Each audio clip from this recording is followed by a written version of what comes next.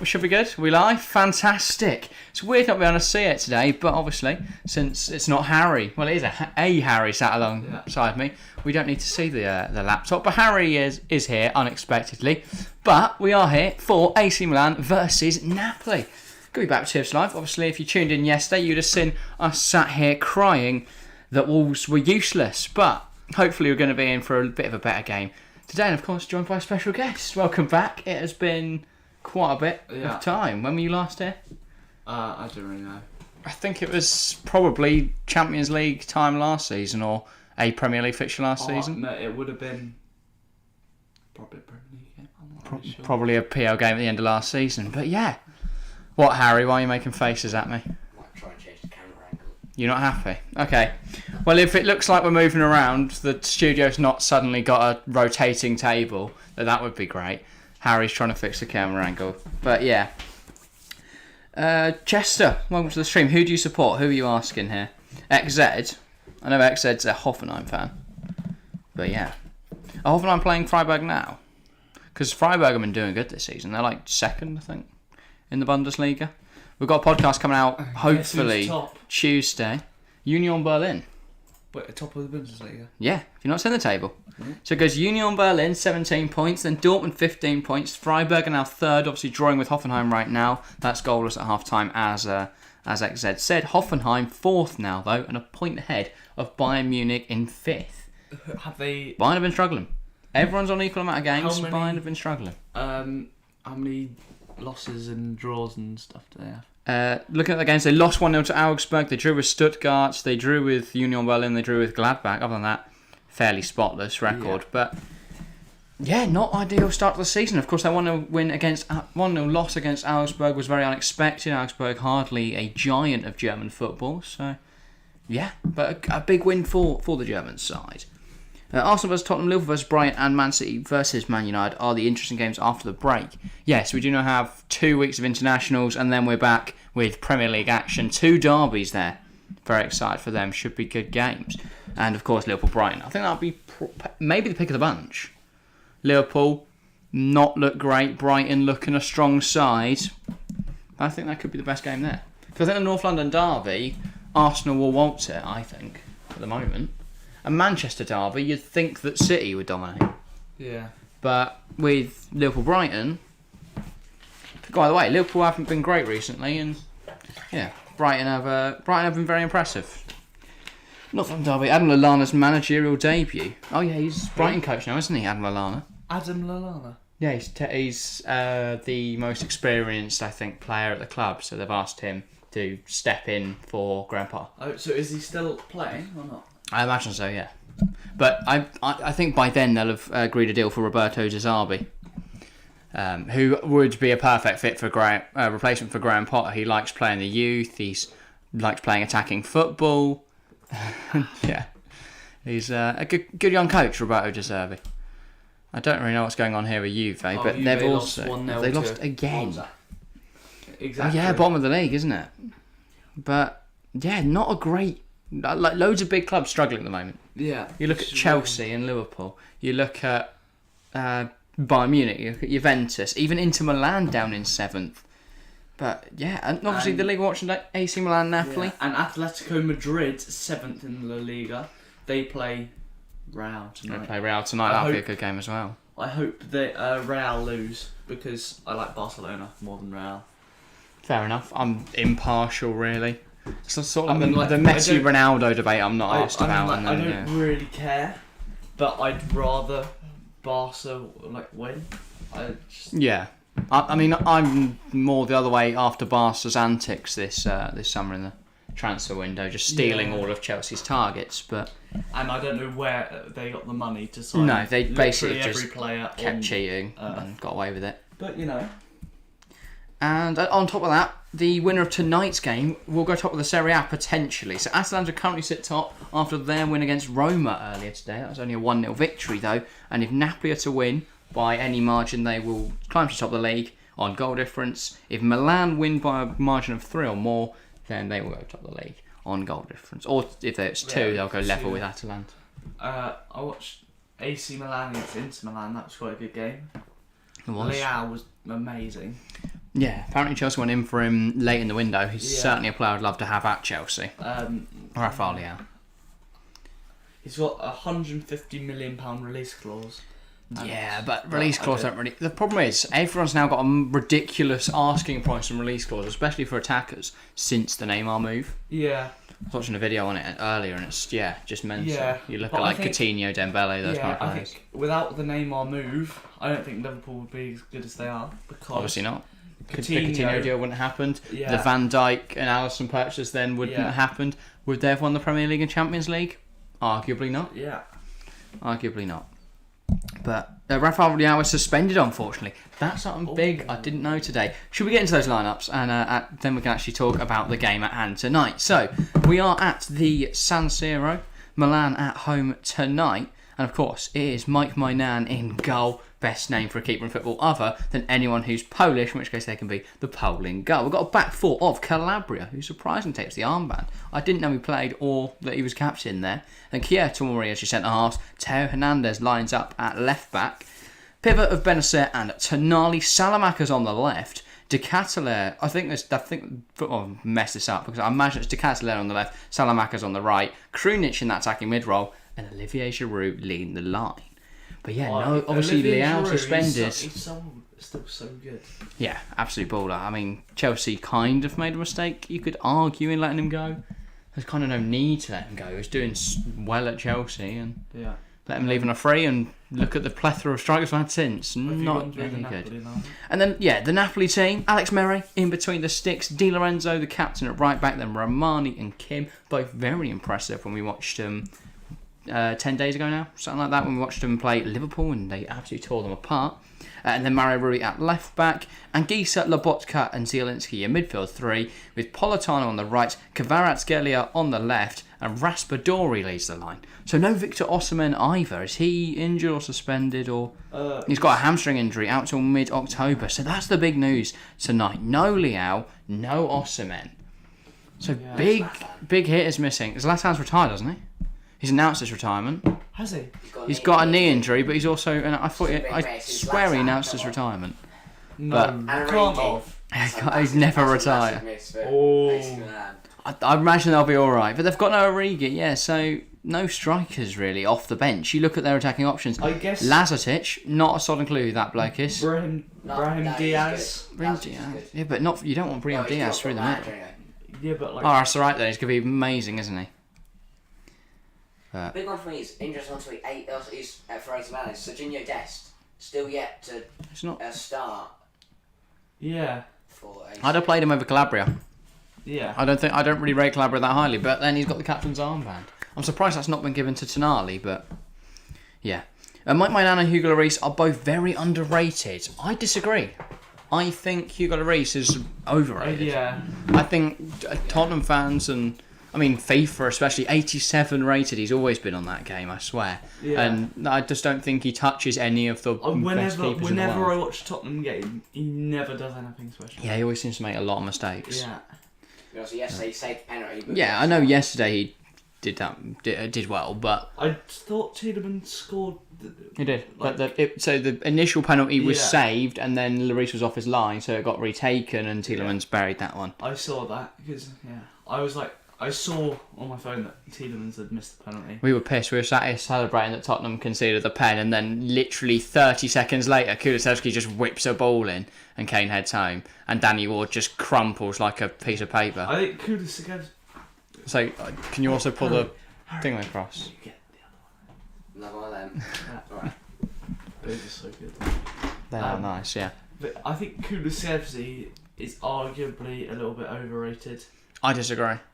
I think Kulusevski is genuinely one of the best players in the Premier League right now. I think he is, but he's so exciting to watch. Yeah, but he hasn't. He's done.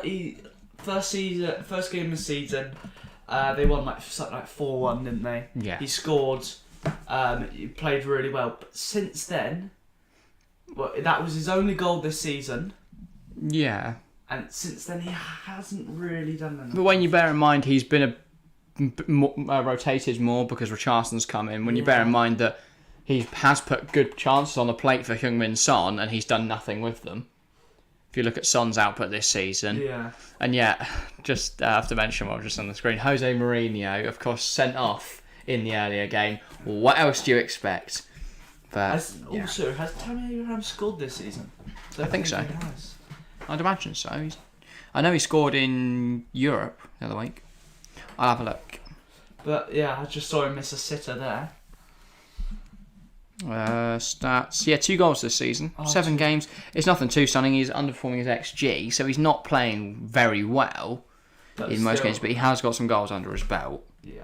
I think He scored 1 against Empoli and 1 against Juventus. Oh, okay. Which drew him level. How old is he now? Tammy Abraham? Yeah. 24. 24. He'll be 25 at the start of October. It's his birthday coming up soon.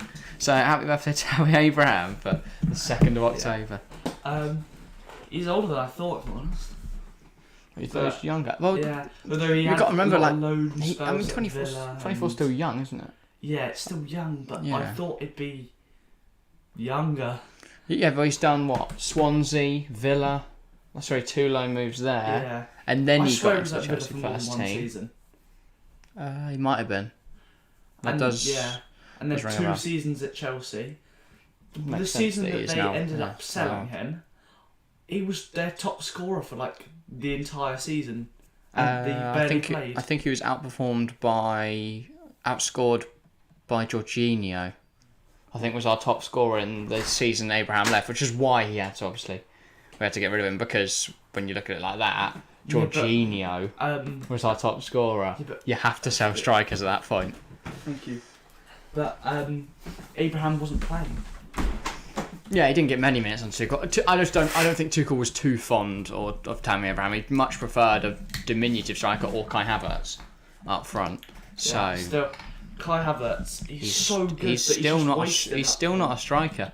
Hey, look! I love looking back at Leverkusen clips and going, "What a player he is! What a player he has the potential to be." But we keep just lumping him up front and hoping he'll be fine there. Yeah.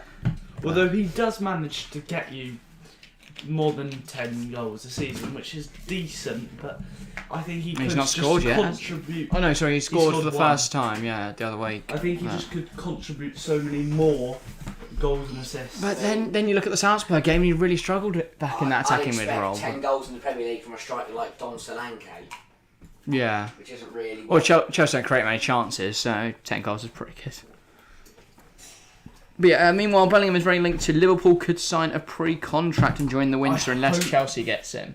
So I hope Bellingham joins. I think it's a straight fight now between Chelsea and Liverpool. Yeah. Because Bowley just wants to sign everyone. Yeah. He's an American with a lot of money. He also wanted to play a 4-4-3. Good formation. Maybe that's how he's going to fit Bellingham in. We've got 4 central midfielders on the pitch. You're not going to break us down. Yeah. With so many middle midfielders. Yeah, I mean, have you heard about I guess you like with a diamond, don't you? Liverpool wanting to terminate Artemello's contract. Already? Yeah. They've not got any midfielders. How? Yeah, I know, but it's something about Klopp doesn't like his attitude, and something else. Can't remember. Yes, but the fans would quite like to see a middle midfielder on the pitch. Yeah. There's not any at the moment. Well, Thiago's coming back from injury. Played Your midfielder's against spineless. Ajax. Yeah. Got Elliot, Fabio Carvalho, who are both. I can't quite understand why you don't play a 4-2-3-1. You've got no central midfielders, so why do they line up with the most central midfielders you could possibly get on the pitch? I know. If you play with attacking mids, that's literally Carvalho's perfect position. Yeah, but then 4-2-3-1's kind of like 2 defensive midfielders. We've got Fabinho. Thiago and Fabinho line up perfectly. Elliot, where does he play? He doesn't. He's rubbish. You can he hates Harvey Elliott. Honestly, you should see him. I mean, what game was it? I get that Liverpool people hate Everton. him That was it. because, and Liverpool actually.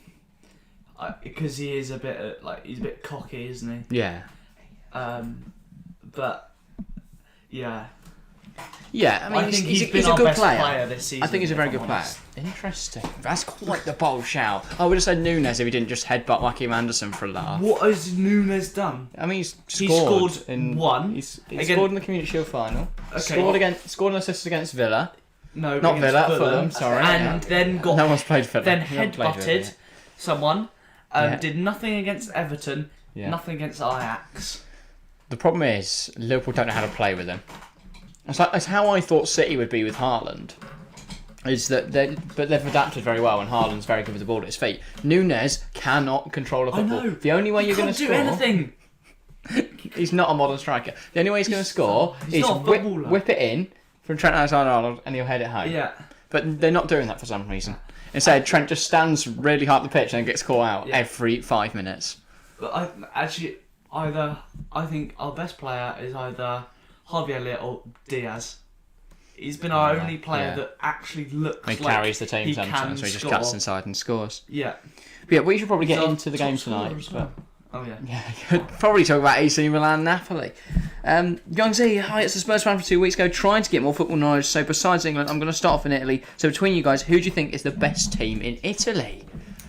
See, I am the biggest plastic Italian football fan. I have a Roma shirt, an Inter shirt, a Venezia shirt, and I'm currently wearing an Atalanta shirt. So, I mean, I'm horrific. And I also want to get an AC Milan and a Napoli shirt, so I might as well get a Juve shirt. If you're talking history or right now.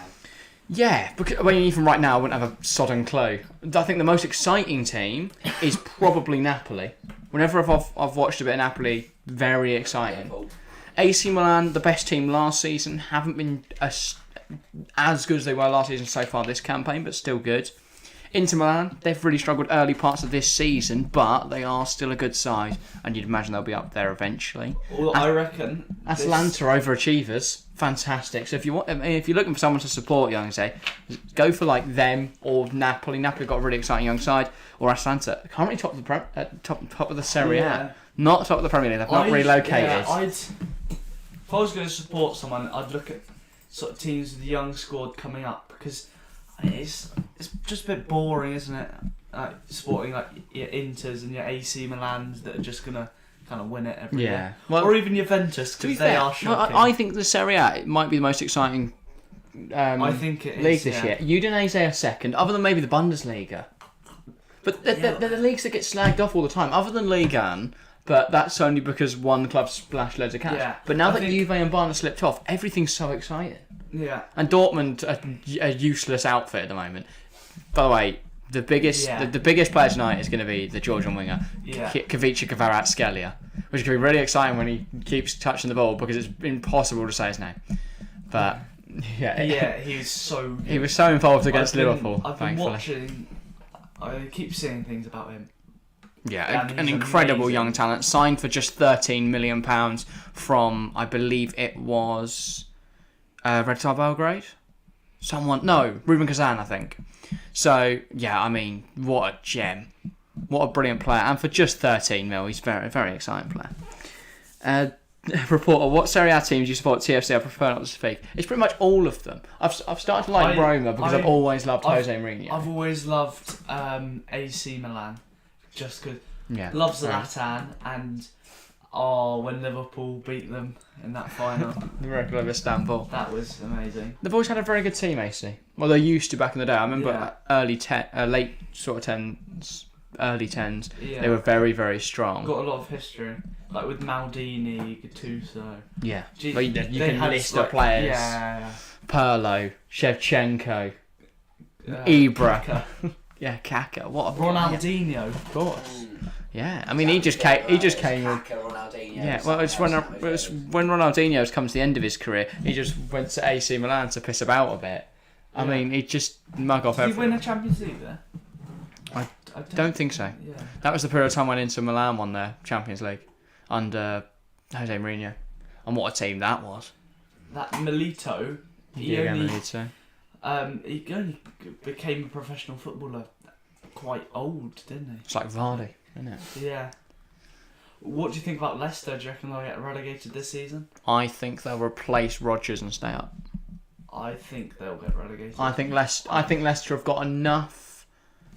Look at. I think their scouting department will do well enough in January to save this season. Yeah. And if you look at the teams like Bournemouth, they will slip through the Premier League. Bournemouth have not got the quality in their squad to maintain this level of performance. Bournemouth, what level of performance? They are. I mean, they drew. At the moment against Newcastle. At the moment, they're doing very well at being able to soak up the pressure, hit teams on counter, hit some wonder strikes, and then sometimes they just get a scruffy goal, and that can level it up. Was it 5 points for the last 5 games? Yeah, I mean, Gary O'Neill's come in as caretaker manager and done superbly. I know they were getting battered 9-0 and stuff, but you've got to bear in mind that's Man City, Arsenal, Liverpool, the 3 best teams in the league right now, I'd argue. Yeah. Well, not on form, maybe you wouldn't put Liverpool in there, but certainly on form, Arsenal and City are right up there, and Liverpool, one of the best teams over the last few years. So I think Bournemouth have done very well, but I don't think they've got the squad to maintain that. You can't just spend 20 mil. And equally, you look at Nottingham Forest, you can't spend 200 mil. That won't work either. I mean, they've basically built 2 teams, haven't they? Well, yeah, they've got too many players that have never played together before. Yeah, and I think they can be good, but it will take a while for them to become good because the team needs to gel. Yeah, obviously. The thing is, I don't have a problem with them with buying a whole new squad. Yeah, they needed to. Yeah, so exactly. You see their team? It's not the amount of players; it's the players they've bought. I mean, Jesse Lingard. He's a good player. Buy him. But is it a loan? Guess what? As a He payment. was free. Oh yeah. But he's on 200k a week. Yeah. And he's yet to score or assist. Well, that's the problem. Is they've spent so much money on a bunch of failed big stars. I mean, like they were linked with Houssam Aouar. He's been linked with Arsenal since about 2014 or something like that. So I mean, it's players like that are just not really working out. But anyway, we need to stay focused on tonight's game somewhat. We've got 8 minutes till kick-off, so we probably need to get into some predictions shortly. But yeah, so the star men, we know they're going to be tonight. They're going to be Kavica, Kvaratskhelia, especially with Osimhen not in the side. They're going to be the likes of Charles de Ketelaere, maybe. Yeah. I think he could have a big impact for AC Milan, especially without Leao. But I can't pronounce his name. Fair enough, yeah. Has he scored yet? Ketelaere? Yeah.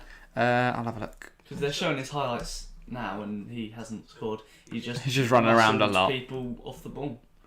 Yeah, no goals yet, but an assist. To be fair, 0.24 XG, you're not expecting him to score. He's only got 280 minutes so far in the league. 3 of his 6 appearances have been from the bench, so not many minutes for the Belgian winger, but when you're behind Leao in the pecking order, you're not expecting many minutes. Yeah, but he's a winger, cross striker, isn't he? Like, played there for Bruges. Yeah, he can play anywhere in that front 4 that AC line up with. So he's an incredibly versatile player. Who's their right winger? Alexis Salamakas. Yeah. He was came from Roma, didn't he? I don't think so. I thought it was at. Oh no. I might be wrong. No, don't worry. That's a different person. Yeah, no, it came from Anderlecht. Yeah. I was thinking of that Karstop or something. Rick Karsdorp. Yeah, him. I get that confused. Did he go to AC? No, he didn't. He's been all over the place, Karsdorp. Yeah. It's like Florenzi. How is he at AC Milan? I swear he was at Roma and then PSG and now he's at AC. I thought he was like at Roma his whole career. Yeah. Similar to like a Totti or someone. He went on loan to PSG, I think, and then just left on a free for AC. But sure. You know. And Karsdorp's at Roma now, isn't he? Yeah. He was at, I think it was Feyenoord before then. So, I mean, just the Serie A is quite wild. But we've got 5 minutes to kick off, so we'll probably get into some predictions. Who are you backing? What are you thinking for the score? Well, I mean, I was thinking AC Milan were going to win it, but Napoli looking good in the Champions League, and no Leao, which I think will be a big hit. So, 2-2. Oh, okay. That'll be a very exciting game if we get that. I don't think it's going to be that good. I'm going to go 1-0 Napoli. I think Napoli look really strong at the moment. I think it's going to be a moment of magic from Kavica, Kvaratskhelia. Settles the score, and I don't think it. I hope we're in for a game of good quality. But whenever I predict one, everything goes to shit. So hopefully, Napoli. I've reverse jinxed it against Liverpool. Obviously 4-1, Rangers 4-0 or something, and so they're not. So they can score goals. They have torn apart 2 shit teams there. Right, and AC Milan in the Milan derby. 3-2. Yeah. So, I mean, both sides capable of scoring. Both sides, though, definitely have some defensive weaknesses. Though I do think Napoli's defence is stronger than AC's. Obviously, a really highly rated Fikayo Tomori. I think Simon Kjær's a good player. I don't think he's anything that special. But does Chelsea have a buyback clause on tomorrow? No. Our expert negotiators there decided we're going to get rid of our best centre half for 28 mil and not get a buyback on it. So great job from whoever sanctioned that deal. But luckily they don't work there anymore. No one does. We've fired everyone, even the manager. Todd Bowley's going to run the team. Him, Grandpa. Though to be fair, Chelsea are apparently interested in the Salzburg director, which, if I'm honest, is probably the best possible recruiter out there. I mean, Haaland, Mane, Keita. Trying to think of others. Hwang, I guess you could say. But yeah, Adeyemi, Sesko. Who else? Wait, was Keita at Salzburg? Yeah. So they all come through Salzburg and then go on to Leipzig. Though Haaland just got the ball from Salzburg to Dortmund. So both Red Bull teams, aren't they? Yeah. It's incredibly smart, the Red Bull model. The problem is now, it's the Leipzig end of it has started to hit a bit of a problem over the last year. They've had a few poor managers there. Jesse Marsh at the start of last campaign, he resigned after a few months, stating that the players just apparently weren't willing to adapt to his system. This was after they had Nagelsmann. He played very different to how Leipzig usually played. And yeah, so it was weird. And then they had Tedesco at the end of the season. They got to the Europa League semis and they won the DFB Pokal. And then after that, they capitulated again at the start of this campaign. And now Marco Rosa's there, the ex-Dortmund, Salzburg and Borussia Mönchengladbach manager. Who? Marco Rosa. Oh. But yeah, he went... Was it Marco Roy? No, he's unfortunately done his hamstring or something, wasn't it? Again. He got injured. Probably not again, but injured again. Got injured yesterday. He gets injured every day, doesn't he? Yeah, it's a shame. It looks like he'll be out for the World Cup now, which would have been his last. So, gutting for the German attacking mid. I think Germany have a small outside shot at the World Cup this year. He's going to be a big miss for them.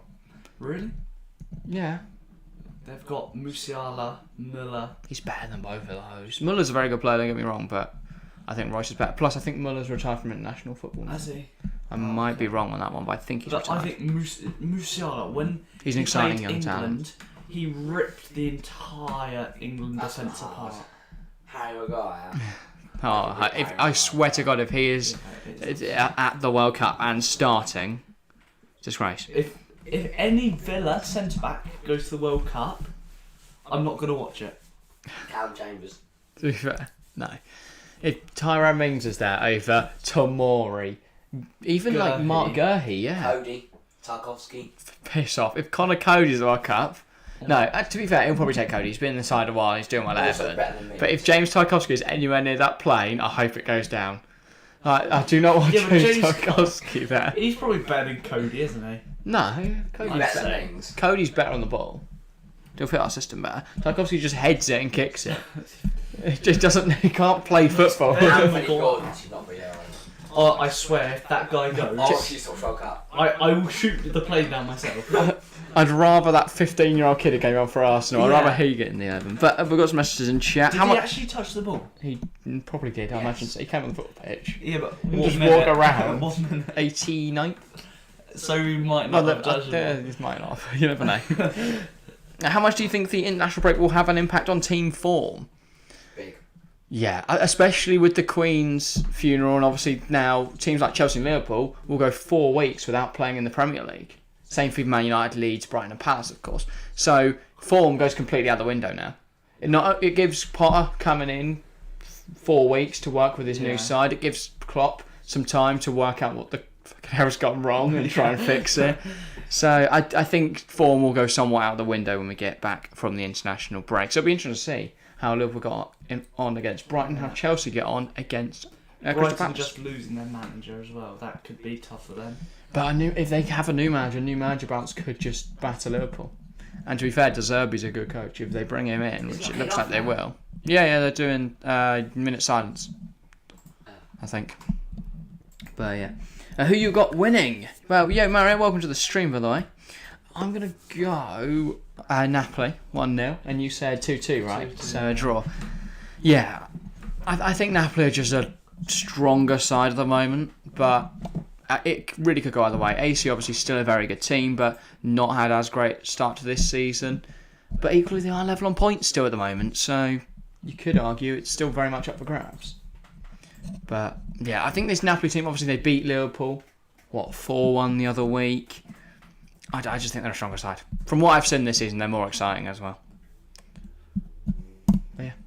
And I think Napoli are very hard to break down as well. Kim Min-jae is a very exciting young centre-half. Also, our Sky Go is now knackered for some reason.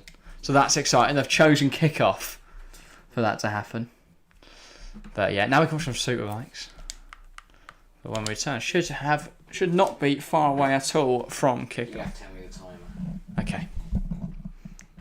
Meanwhile, Chelsea don't have the best explanation for Liverpool so much better against Ajax. Togo made a massive impact.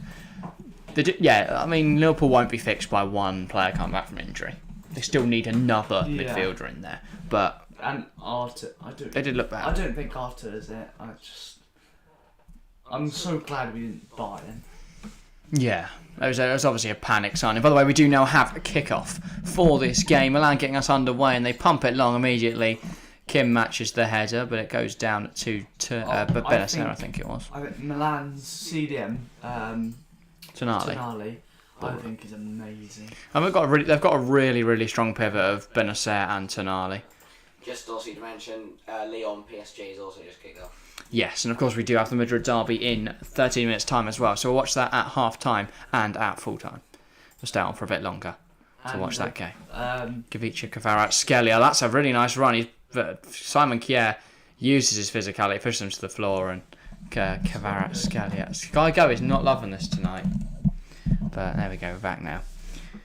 By the way, polling chat says 75% think AC Milan will win tonight. That is a very high percentage. 25% think Napoli. Absolutely no one thinks this is going to result in a draw. All Liverpool players will be fit after the international break, including Henderson. Yeah, but Jordan Henderson's also not the answer to the problems. Yeah. I don't go, Liverpool need more creation. Let's get Jordan Henderson in there. The only thing Henderson brings is leadership. Yeah. And but when you have no technical ability, his work ethic, he works hard. Apart from that, doesn't really add much, does he? No. And Kvaratskhelia is a beast, indeed. Yeah, I think if we need anyone, it's Bellingham. Yeah, you need someone that will get. You need a goal-scoring midfielder. You also need one that can create chances. That can, pass a football. You could have done with someone like a Piotr Zielinski. I think a cheeky 40mm bid probably could have got that over the line. But then when you look at Fabian, who PSG signed for 20 mil, how on earth do they keep getting these daylight robberies? About us signing that Nunes, the Portuguese from Sporting that Wolves got in the end. Matthias Nunes. Yeah, I would have taken him if I'm honest. He's looked all right. It's exciting. But yeah. But not. He's been all right for Wolves, but the Sporting, he was very good. Yeah. Do you got something to say? Just looking at his Lyon side against PSG, it's really interesting. The likes of they got Tagliafico. Yeah, I saw that. It was a good transfer. Tolisso, obviously Lacazette starts tonight as well. Not quite quite as strange good thing. as Neymar. It's an absolute mercenary United, but yeah. And by the way, welcome Gary Weissman to the stream. Great to see you, Gary. Tagliafico, that's the Nico Tagliafico, the Argentinian left back. The one that gets sent. Really? Yeah, they've been doing that a lot. Makes sense, doesn't it? Danilo Pereira, left centre half. No, it makes sense. sense. They've been playing that a lot. Especially that 10 anyway. Like again, Hakimi fell forward, doesn't it? Yeah, when I watch the Champions League, Messi, 5 minutes in. Messi. Glad we're not watching that one tonight. But yeah, Milan with a corner now. A chance to score 3 minutes in. I think we are a little behind as well, by the way. But yeah. This league's such a joke. Yeah. It's a decent delivery, but it's well cleared by Kim. I think it was. And then Tonali sends it all the way back to Mainan between the sticks, though he's far from his sticks. Mainan. Did Donnarumma, he went for free, didn't he? Yes. But that was a big loss. We've seen a massive rise in free transfers over the last few years because of, as a result, a knock-on effect of the Neymar transfer. Yeah. Because no player now can get a move for anything cheap, so they just wait till their contract runs out. But you look at the big ones, it's clubs like Chelsea and City splashing ridiculous amounts of money on shite players. Lukaku, Grealish. Grealish has been fine. I mean, the goal he scored against Wolves was a good hit, to be fair. Like, well taken finish. Yeah, It's not like a stunner, but... Like, we'll add to the Mbappe, Hakimi, Messi, Neymar debate that Messi scores, Neymar assists. Wow. I imagine Hakimi could have passed it, but didn't. Neymar. He's had a really good start to the season. And there was Chelsea fans saying they wouldn't want him there. I mean, Harry even said it on the podcast. I just don't like him. But, I mean, he's a fantastic player. To be honest, I didn't like him, but I started to like him more. I don't know why, just... Because he's playing well now. Yeah. No, before the season, I don't know. Fair enough. When he didn't go to City. I kind of wanted him to go to City because I don't think he'd do well in the Premier League. Also, people talking about Bellingham now in chat. Liverpool and for Bellingham front runners, or will Bowley be able to put in a better bid? I think Bowley will be able to outbid whatever Liverpool put in. Obviously. But And it's then between it's up to Bellingham then where he wants to go. And I hope he goes to Liverpool. I think I think the only thing is if he looks at like he wants to return to England. If he's going to return to England, then surely you want to be with a few England internationals. Yeah, they've got Trent at Liverpool, but Henderson. Yeah, I was going to say he won't be for much longer. Well, you got Mount, you got Reece, you got Chilwell. Oh no, he's injured, so he can't go to Nations League. No. But yeah.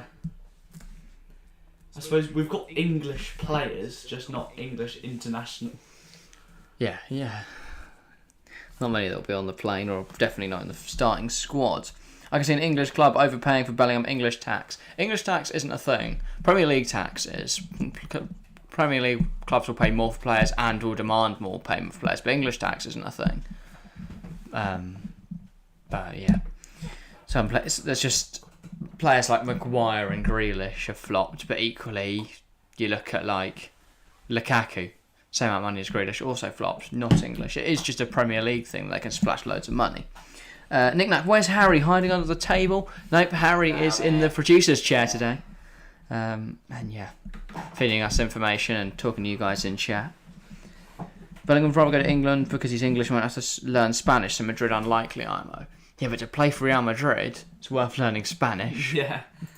Or you could do what Beckham did, just don't learn Spanish. Just play. Just play football, yeah. Like Bielsa for ages, he was here for like 4 years, never bothered learning English. Just got some bloke to do it for him. Yeah, fair enough. But I can't imagine it's very easy or effective to be able to, get across your message. He's got to shout it in Spanish, and then some bloke's got every team talk. He's got to translate it into English every time. I think I like to think he got up Google Translate. Just picks the voice. Just angry man shouting. This is Neymar's 100th league game for PSG. He's been there 5 years. How? That's league game. Remember, he's half of him. He's with his sister. 121 goal involvements in his time, 77 goals, 44 assists. Milan have just intercepted Napoli trying to pull out from the back. Goal involvements in 100 games. Done from Zambo and 121 in 100 games, which is more than any other player after 100 League One games. Yeah, I mean, it's PSG, isn't it? He's a PSG player. When Mbappe gets to 100 games, it'll be better than that, won't he? I imagine he's already over 100 games. He's only been there 3 seasons. Yeah. Who's that, Mbappe? Yeah. 38 games a year. Oh, that's true. You already get over 100, don't you, over 3 years? And I don't imagine he's been dropped for many. I'll look on Footmob. I'm intrigued now. But yeah, there's not been a lot in this game. There's 114 possible games, but then he has missed a few. He hasn't really got injured much. All good ball over the top. No, it's well done. It's well brought down. Salamakers, I think it is. No, it's Teo Hernandez. Shot across goal. Doesn't trouble the keeper. Not on target. 181 for PSG. But where he went permanent. And obviously he did a year as a loan, didn't he? Where he got 44. So in total he's played 225. Overall, not in the league. Oh yeah, overall, sorry. But he's played 6 this year, 35 last year, 31 the year before that, 20 the year before that, 29, 28, 29, 11. So he's clocked up a lot of league appearances. I know some of them were for Monaco, but I can't remember what year he moved. It's 2017. So yeah, he's done a good 5 seasons of consistently playing over 30. He went on loan from 2017, 2018. The first season he was on loan and they joined for 180 mil or something like that. Yeah. Wait, so was he a loan to buy? Yeah. But then they've paid that 180 mil in instalments as well, so it doesn't look as much on the official charts and stuff. But I think it was PSG 2 points clear at the top. So after 8 games. Only 2. I know, to Marseille. Then Lorient in 3rd and Lens in 4th. Well, I mean, interestingly, where are Nantes now? Nantes would be 15th. Where are Lille? That's not great. Lille would be 7th with Lyon 6th. So yeah. Has Renato Sanchez played yet for PSG? I've not seen him play. He's been subbed on. He's injured today until late September. Oh. Well, that's just what you want. That's a good delivery. Kivica Kvaratskhelia cannot get there though. 10 minutes in here, not a lot has happened. Both sides looking comfortable at the back, relatively. Both sides moving the ball nicely, but no big chances yet for either side, has to be said. Pioli trying to get his men up and moving, because to be fair, Milan I'd say they're the team that have struggled more. They're not really getting the ball forward. But yeah, here's Mike Mainan. Tries to play it long, kicks it out, and it's out for a throw. Sloppy clearance there from Madrid Mike Mainan. derby lineups are really interesting. No Benzema for Real Madrid, so it's Rodrigo leading. Yeah, injured of course, yeah. No Rudiger for them either. Chamary starts middle. I feel like good. I completely forgot they got Alex Witsel. Axel. Axel Witsel, sorry. Not his brother He Alex. starts in the back three. It's interesting. Let's try and get this game more in real time. They think it's buffering and now we're well behind, I think. Because what's the minute sound there? 10:55. Yeah, okay, yeah, we're not too far off them. It's now 11. But it was like 10 on the dot. But yeah, I mean, it's been an alright game so far. Not too many chances, unfortunately, but hopefully the chances pick up as we go through this first half. Teo Hernandez. Tonali, Teo forced to come inside. That's a really nice drive from him, though. Goes to Ketelaere, I believe it is. Goes out wide. Tonali, good ball in. Giroud meets it, but it's not really directed goalwards. Too high, too wide. Out for a Napoli goal kick. But more promising from AC Milan. This is a very good delivery from Tonali. Unfortunately, just Giroud cannot get a great connection with it. Almost should have left it there for the number 19. I think it's Teo Hernandez who made that Giroud, inside run. Wherever Giroud goes, he scores goals. He's like a guaranteed. So consistent. Yeah. And he's a Champions League winner, Premier League winner, Europa League winner. Europa League winner, yeah. FA Cup, Yeah. League Cup. I was going to say I that, think. and then I was like, he played They for won- Arsenal, he must have won it. I was going to say they won so many. Oh, Oh, Giroud! Oh, I thought that was going in. the bar. That's a brilliant little bit of movement from Olivier Giroud. He tries to squeeze it top corner, just hits the top of the crossbar and it clips it and goes over, but does well to find a little bit of space there between Di Lorenzo and Kim, and squeezes a shot. Oh, it came off from Murray, to be fair, yeah. And welcome back, MH family. It's been a while, but welcome back to the stream.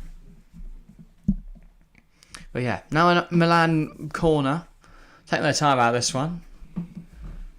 But yeah, I don't get why they have two players standing over it. either they'll have some kind of routine or they're trying to catch him out by them Napoli not knowing whether to defend an in-swinger or an outswinger. Yeah, but... Oh, they've really sold him a dummy there. Tonali, that's a good delivery. Oh, that was going to Giroud, but Kim cuts it out. And it's out for an AC throw on the near side. And now they can probably make something of this as well. But, yeah, Calabria goes over to collect it. Why did they have a minute silence for the Queen? Just out of respect. Yeah.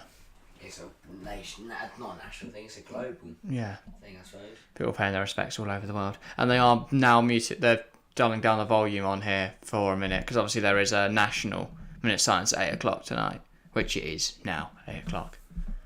But we go on, because we are YouTube, not traditional media. So yeah, oh, by the way, news for Brighton. Roberto De Zerbi has just signed as their new coach, according to Fabrizio. His contract will be a 4-year deal to 2026, and he replaces Graham Potter in the role. So yeah, that right will not be managerless for that game against Liverpool.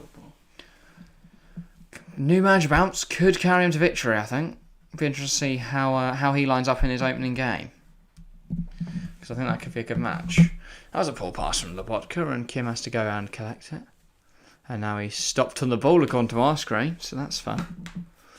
Amazing. Everyone else has stopped as well, but now we do get going. Again, Kim, Lobotka, out wide to Rui. Goes inside to Zielinski. Across to Zambo Anguissa. Lobotka tries to go out wide. It's brought down well by Di Lorenzo. He goes inside to Zambo Anguissa. He's really made a name for himself since he left Fulham for Naples. Was he quite the upgrade there? Is he? I'm guessing he's permanently joined now. Yeah, went on a loan move, of course, and joined permanently, I believe, in the summer just gone. How much do you know? No, not off the top of my head. I'd imagine around the 20 mil mark would probably be a fair valuation for him. And Fulham would have done well to get that, considering he didn't look stunning in a Fulham shirt ever. Quite the calamitous life at Fulham. Calabria, this is a nice little link up here, but Salamakers then can't regain the possession. Calabria with the throw now. Kim just able to sweep up everything thus far. And Milan really struggling to break him down. They have had a few chances now. Here is Calabria as they come forward again. Salamakers tries to come inside. Kim following everywhere, and now Napoli could break. Bursting down this right hand side. Politano cuts back, goes to Di Lorenzo. Do you think Insigne was a big loss for Napoli? No. He was 34. They lost him, they lost Mertens. Yeah. No real big loss. It's a big change in direction now, but Napoli. They've gone from having these aged, experienced players to quite a young core. You look at players like Kvaratskhelia, you look at Osimhen, Raspadori, who of course starts tonight up front. Loan, isn't he? Who? Raspadori. I think so, yeah. They guessing obviously it's have a loan. view of making it permanent, yeah. Yeah. Most of the Serie A moves are loans with the option to buy. I Which is guess quite it's interesting, just the but- safe option. Yeah, Just- I mean, Juve have done it quite a few times with players like, I think they did it with Dybala, and there's a midfielder they signed relatively recently, but I can't remember his name off the top of my head. And yeah, players they've done it a few times, and I know Inter did it with Moise Caicedo, and then he was shit, so that was smart. And then didn't buy him on permanent. They needed a striker right at the end of the window because they didn't replace Lukaku. And now they're going back. That's Kim. Hey, Inter, yeah. Simon Moise Caicedo. And then, yeah. What are the chances of football coming home, in your opinion? I don't think they're low, though. I don't think they're low chances of it coming home. I also don't think they're very high. No. But if there's a chance, there's a good chance it comes home. Yeah. But I do think the factors in Qatar could play into it. I think we could see a shock winner. So a team but I that's... mean, like- Oh, that's a very poor challenge from Sermon Kier. He's picked up a yellow for that And foul. it's a good position for a free kick. I was going to say, Kavici Kvaratskhelia causing troubles already with his dribbling. Kier having absolutely none of it and just wipes him out. I mean, it's a very, very poor challenge from the Dane. Just goes flying in. Nowhere near the ball. And yeah, Napoli, free kick, good position, chance here. First book in the game, yes indeed, X said. Nowhere near the ball there, yeah. Could have no complaints. And to be fair, he didn't. But Zielinski steps up over this as a chance for Napoli here. This is a good area for the free kick. Goal, I'd imagine it's going to be a ball in, but you never know. Could just try and dip it in that far post and hope that either my nan parries it and someone can get a tap in, or it manages to nestle in there. Oh, the Juventus loan player, was it Locatelli? Yes, that was it from Sassuolo. Yeah, bowler. Yeah, he's really good. But yeah, Zielinski and Rui both stepped up over this. Zielinski does have an effort at goal and rebounds off a few players, That but looks like it could have been a handball. Ketteler, I think it was definitely to Ketteler's chest. I don't know how it came off Calabria like that, but yeah. Nikola Dimkovic, as a Fulham and Partizan fan, this week was awesome. Yeah, Fulham picked up a win over Nottingham Forest, as they did did not make it easy for themselves. Obviously, their 3 goals in 9 minutes. No, sorry, 6 minutes was nice, but yeah, I mean they still conceded twice. What was it? Harrison Reed. Harrison Reed scored. Yeah, Mitro didn't, which was gutting for my fantasy team, but yeah.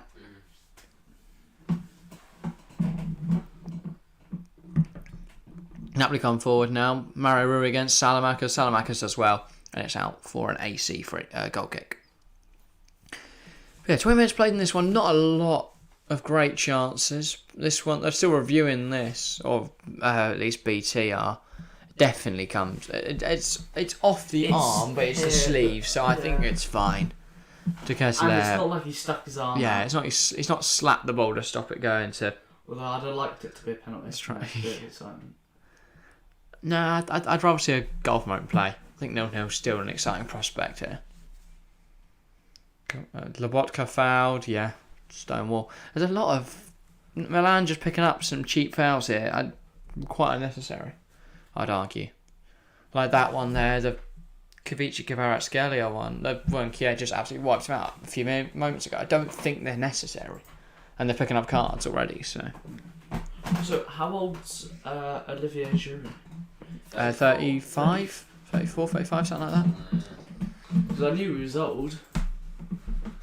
He's not like Zlatan, 40 odd. Yeah. No, Zlatan's 40 now, isn't he? But he's still He aged. better not be retiring. But the thing is, Zlatan's always got a knee problem because he played without an ACL for like 2 months or something. Yeah, it doesn't seem incredibly smart that, but No, but it's Zlatan. So. Calabria. Oh, sorry, Benacer did very well there, to be fair, against Kvaratskhelia, and now Hernandez against Di Lorenzo. Jesus Christ, he's quick. Hernandez is absolutely rapid. Burst down that left-hand side. Di Lorenzo does well to keep up with him, though. Giroud gets a shot away, but it's well over the bar. Hakimi Crosses went it. to PSG Yeah, it's from over. Inter Milan. Didn't Yes, I believe it's around 60 mil. Might be on there. I don't know if you heard of Diabate. Partizan player, played for Leicester, scored a worldie versus Nice. Can't say I do remember him. Oh wait, I have a feeling he's a winger. There's probably in Leicester's period just signing random ass players, like when they had. The richest. I mean, they've had a Jose Perez, haven't they? Yeah, but he was actually good. Yeah, he's done alright for him, to be fair. And when they signed the richest footballer ever, because he's Like like Bolkiah. royalty. Yeah. Yeah, he's richer than a player. Who's he play for now? Descends from Roger. He's back in his hometown, I think. Home country of Brunei. Just playing for a few random clubs. But I think, anyway, he might be somewhere. We'll have a look what he's up to. Premier League clubs, didn't he? 2? I don't remember him going anywhere after Leicester. Or another big club, maybe. No, not like a big club, but... Football Kia currently plays for Chonburi FC. So he was at Leicester, then went to Maritimo in Portugal, and then headed to Chonburi, which is in Thailand. And yeah, there's no statistics. There's no statistics on how he's getting on there because no Samuel one Eto'o tracks still the plays football in the Thai leagues. Qatarian league, doesn't he? Does he? I could have sworn he retired by now. But Well, I thought that, but then I remember someone showing me that he still plays. long career. I don't know why you'd It was still last play season, and it's some team in Qatar. Well, I know James Rodriguez went out there and then just got a loan move to Olympiacos, making it completely pointless for the Qatari club, but sure. Yeah. Trent's a special player, bad in front, even worse at the back. Who? Trent, what are your thoughts? He cannot defend. Um, He can't track runs. He can't mark, he's- but he can cross. He can't. He's alright at tackling. He's never anywhere near anyone to tackle him. Yeah, but like He only when, attacks. when the chance comes for him to attack. For him to tackle, he does all right. But I mean, He gets quite way too much though. Yeah. For a right back. For Liverpool, I think a 3 at the back could really work for us because our fullbacks. You've also got no midfielders at the moment, so yeah, 5-2-3 Yeah, could work. but our fullbacks get caught out like every time. Robbo doesn't anywhere near as much as Trent though. Yeah, but this season Robson has been shocking. Tsimikas isn't any better. No, but Tsimikas is a hot head and just error prone. Yeah, but I mean, No, Di Lorenzo's here against Tonali tonight as well. Tsimikas To go has out for a goal kick. actually been alright this season when he's played. He looked shocking against Everton in the Merseyside derby a few weeks back. Yeah, but he was alright. Didn't he play against Napoli? And get no, torn I apart? don't think so.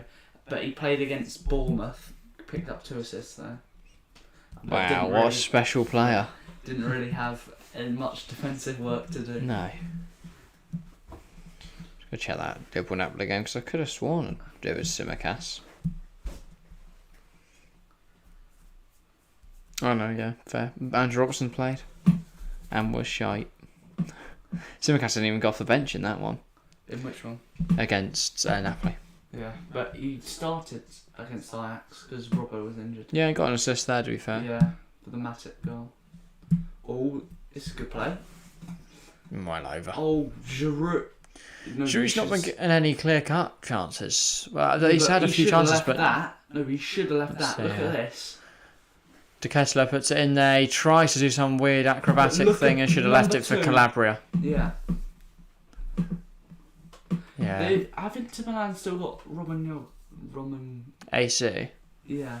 I don't think so. I think he left on a free end of last season. I can't remember where he went. I have a feeling it's like Ramagnoli. I have a feeling it's someone like Marseille. Because he was he had one really good season, didn't he? I believe. Yeah, it wasn't a bad centre half, but left foot Not- centre back was kind of replaced when Tomori came in. That was a foul from was it Di Lorenzo? I think no, 81.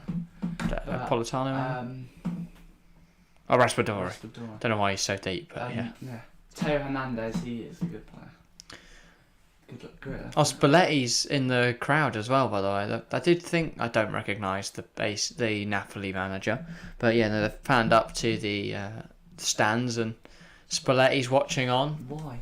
phone in hand. I imagine he got red carded recently. Wait, so red card, does that mean they can't? I thought they just Yeah, got you sent get- off that game. No touchline ban. Isn't AC? I thought AC Milan was Stefano Pioli. No, Napoli. Oh, Napoli. Sorry. No, yeah, Stefano Pioli is definitely there. That'd be weird for them to just pan to Spalletti if he's nothing to do with anyone. He's just there, but yeah. I imagine he got a touchline ban from last time out.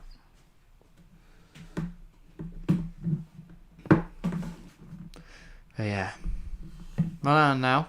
I'm going to put a ball in there. Benacer steps over it, and then Tonali whips it in. And to be fair, it was going goalwards until it cannoned off the head of Amir Romani. Gio Hernandez is just underrated. He's a good player, but it says a lot that doesn't seem to be on the radar of any massive clubs. Like, there's no Man City bidding for him. There's no Liverpool. Who? There's no Chelsea. Teo Hernandez. When Chelsea signed Cucurella, they could have easily gone and tried for Teo Hernandez. Equally, I think AC probably would have wanted a lot more than Brighton did for Cucurella. So, yeah, there's a team in a town near mine. They play in the Serbian 5th Division. Recently signed a player from the MLS. The team has €100,000 budget in total. How? Well, how they sign him? Don't know, unless there's a free. Yeah. And he's not playing for a lot. Who? Nikola has said there's a team in a town near mine who are playing the Serbian 5th Division. Quite a lot of divisions in Serbia then, and they recently signed a player from the MLS. Could just be a terrible player. I was gonna say. The MLS. Serbian 50. I can't imagine it was Carlos Vela. David Villa's rocking But did you see Bale? He on his first goal for like LAFC or whatever. He literally ran through the entire team. Well, I say ran, kind of jogged because he can't really run. And then he got to the byline and literally stopped the ball and just walked through the middle of the box and passed it into the net. Yeah. I mean, That is the really tough. MLS, yeah, the MLS level is decent to be fair, but if you take a global superstar and chuck him in that league, they are going to do well. The New York City that had NYCFC when they had Pirlo, Lampard, and they competed against LA Galaxy who had Stevie G. Beckham. But he was gone by that point. Oh, that would have been a great. Imagine that pivot.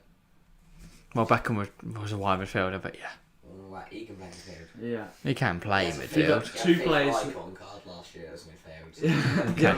Says everything. Yeah, exactly.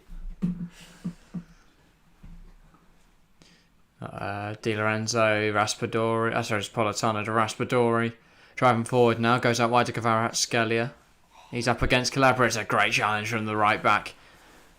He then gets it up the pitch. Giroud brings it down nicely. Nice turn as well. Great feet from Olivier Giroud. And he passes it to Krunic. He's going to take the ball forwards now. Looks out wide to Teo. And there's a weird exchange of passes now. Napoli for game possession. Politano's and Van Gieser. It's cleared up the pitch by Rahmani. Kier knocks it down to Benacer. Goes back to Simon Kier. Kier's looked a little sloppy in possession today. And off the ball as well. It's just had a few weird challenges, but that was alright though. Well won. Got to go for dinner. See you in 10 minutes. Alright, XZ. See you there, mate. 27 votes by the way in the polling chat. 74% AC Milan. 26% Napoli. Absolutely no one going for a draw still. So if you do think it's going to be a draw and you've not voted yet, please make sure to do so. Thoughts on Fulham? Can they stay up? Yes. I think they can stay up, yeah. Doing so well recently. Yeah, playing some really nice football. I think their squad looks strong now. Look at players like João Palhinha coming in. It's a good signing that. Mitrovic is a very, very strong Premier League striker. And yeah, Fulham look good. And they've shown they can mix it with some big teams. Obviously, drawing with Liverpool probably deserved to get more from that game. Liverpool lost to Arsenal, which was incredibly harsh. I feel they could have got a win there, but yeah. 15 minutes left now this half. Do you reckon we'll see a goal? I mean, speaking of seeing goals, Hoffenheim for over. Okay, 0-0 all the way to the end. Still 0-0 as we approach 90 minutes. But with a total, the game, I can't do maths, 22 shots in total, not a single goal. Yeah. Back in Manso, will there be a pause on stream when it's half time? No, there will not. Though we might take breaks and stuff. But, I mean, we might. For a break now. Okay, if you want, yeah. Sure. I've drunk too much of that. Still water, yeah. Well, Try that's board ready. Pull the set apart, but yeah. Tell them to come forward. How can you not get out? He's not trained in the art of getting up and out of this set. You're welcome to join me for 5 minutes if you want, Aaron. Sure. Oh my god, it's dark outside. Really? It's 20 past 8. But yeah, well, Kim was not expecting you to be here tonight. Hello. Not again. You've not watched the first 31 minutes. You've only got 14 left of the half. Game now. Kept tabs on it on Footmob. Okay, Salamakers now. Goes inside to Kettler. It's a great chance from Sam Van Gieser. Tonali driving the ball forward. AC have a chance now. Try to get it to Rada Krunic, but it's not come off. You can replace me as well at half time. I'll go take a break as well. Yeah, so only a few minutes, but yeah. I've kept tabs on it. Milan realistically should be winning, but I think. Yeah. Looking at Serie A, this weekend in particular, games could go either way at the moment. Oh, season really. I mean, both Inter and Juve haven't looked incredibly strong this campaign. Whichever side wins tonight. Of course, they can. I'll go joint top at least with Atalanta, unless they both draw tonight, and then Atalanta flying. Flying, yeah.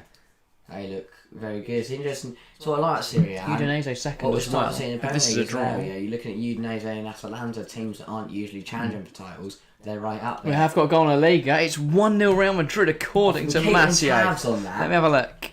It is. I see a goal. It's 1-0 out. I can see I've got a little setup over there. Okay, good. Yeah, it's 1-0 out. The new score. I can see. Apparently Rodrigo. It is. Rodrigo. Wow.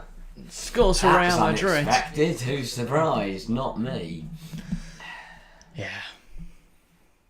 Lobotka tries to get it forward but can't. Giroud tries to go to Kettler. I did Kettler. Benacer. Love Benacer. I think he's a phenomenal player. That wasn't great though. No. Just put it out of play. You say he's a phenomenal player, just levers it out of play. Yeah. But yeah, I think. But, still a very good player. Forms a really nice pivot with Tonali as well. It's a very, very strong title race at the moment. And we're starting to see similar things in the Premier League. And Bundesliga. But seeing teams like Udinese and Atalanta are up there, and then Premier League, you've got the likes of Brighton and Fulham. Yeah. Bundesliga, obviously, but to be fair, Fulham are helped out by the fact that Chelsea, United and Liverpool didn't play this week. Even League, I got Lorient and Len up there. So it's all very, very competitive. I'm back. Let's go. No one scored. I know they'll just talk about stuff during the 15-minute break. Yeah, we'll talk about the game a bit. We'll talk about other matches going on, and we'll be watching the Real Atleti break, a game during the break as well. So. Oh, that's not a great pass. Oh, Romani manages to get it cleared. Catler. Here is Salamakers. Salamakers, yeah. Can't force the ball forward though. AC Napoli still very astute defensively. They keep it compact. They're not allowing AC to create anything here. Exactly. Di Lorenzo heads back to Mere, and Napoli So you guys, holding on at the moment. half time. Welcome back. Now we're gonna get. Oh, well done. You've got back in set a Figured it lot out. easier than you tried to get out. But yeah, Kim goes inside. Nice little 1-2 with Zielinski. Pass there. Sure. That's a great challenge on Calabria on Kavici Kvaratskhelia. Right, Freiburg. Yeah, I got given. Okay, good. Yeah. Freiburg Hoffenheim finishing the way it is would leave Union Berlin top on 17, Dortmund second on 15. Oh, it's just finished, so it's gone. No. Freiburg on third and fourth on 14, Hoffenheim fourth on 13. Bayern Munich would be fifth on 12. Yeah, well, we did mention that a little earlier. The Bundesliga table quite mental at the moment. Yeah, we will have a Bayern Munich 5 podcast points about off that. top after 7 games. That's rare. Yes. Sadio Martin hasn't been playing well. That sounds like He's got a few goals though, hasn't he? He's got scored a few. 7 goals, but they've all been offside. And he's obviously got a couple that have counted, like 3 or something, which is a bit. Yeah. It's not a I stunning wish he tally. left. I think it's what the pyramid of transfers, of like triangle of transfers, hasn't worked out for anyone apart from Barcelona. Like Lewandowski was a great time for Barcelona, but it's been the switch for Bayern's been terrible. Mane's been a lot worse than Lewa, and for Liverpool, Nunes has been a lot worse than Mane. Yeah. And considering the amount of money that Liverpool have lost in that exchange, 60 mil more spent on Nunes than they got for Mane. Yeah, stuff. Bayern not been great this season. Do they miss Lewa? Obviously, yeah. Might not make a good save, but yeah. Bundesliga are exciting. Be interested to see. I hope Freiburg get Champions League football. I'd love to see someone like Union Berlin win the league. I do fear eventually Bayern will come back through though. Anyone but Bayern would be. Yeah, even if it's Dortmund, it'll be a nice do not change. care as long as it isn't Bayern. If they don't win it, this will be the first season that Kingsley Coman hasn't won a league title in his whole career. If they're not winning it, like He was at PSG. He's been at PSG and Bayern, isn't he? Yeah. And and Juventus. Oh yeah. But and he was at Juventus at a time where they. so if they get to January and they're not winning, he might make a move to like Man City. Or it will go back to PSG because they're guaranteed to win it every year. Yeah. I think they'd be 2 points clear already. And to be fair, if they want to sell Neymar, he could be a good replacement. I know they want to do Monday But, Bentley, but I don't really see that happening now. How could you want to sell Neymar, especially the start he's having? The amount of goals and assists he's got. Mbappe doesn't want him there, does he? Yeah, but they used to be mates, didn't they? Yeah. I don't know. I don't really know why that relationship's fallen apart, but Mbappe's just got loads of control now and hates everyone apart from Hakimi. I mean, speaking of that game, 71% possession to PSG. They're so fun. I love Ligue 1. But other than PSG though, Ligue 1's a fantastic To be league. fair, The thing I love about Ligue 1 is how even Close the it is. matches are. There's never a game where one team dominates, I'd say. No. Never. No. And again, saying it, and the both had league- 7 shots. Leon 0.64 XG, PSG 0.56. So just better finishers. So the difference is Mbappe and Messi are better finishers than Lacazette.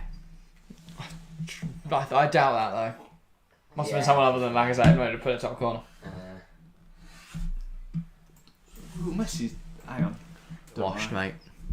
Lacazette clear.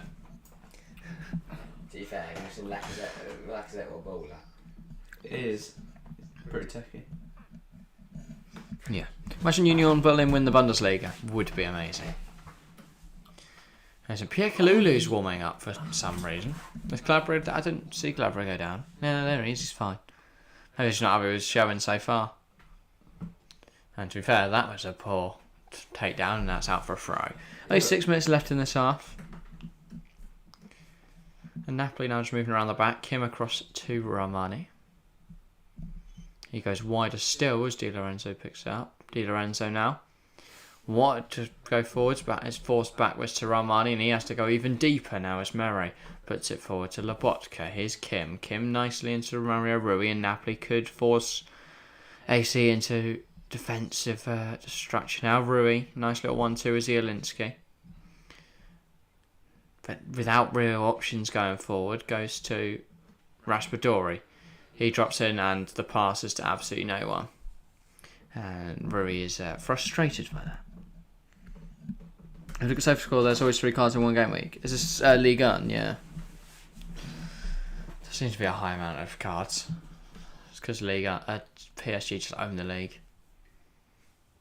But pay it, the refs just to give red cards to everyone apart from them.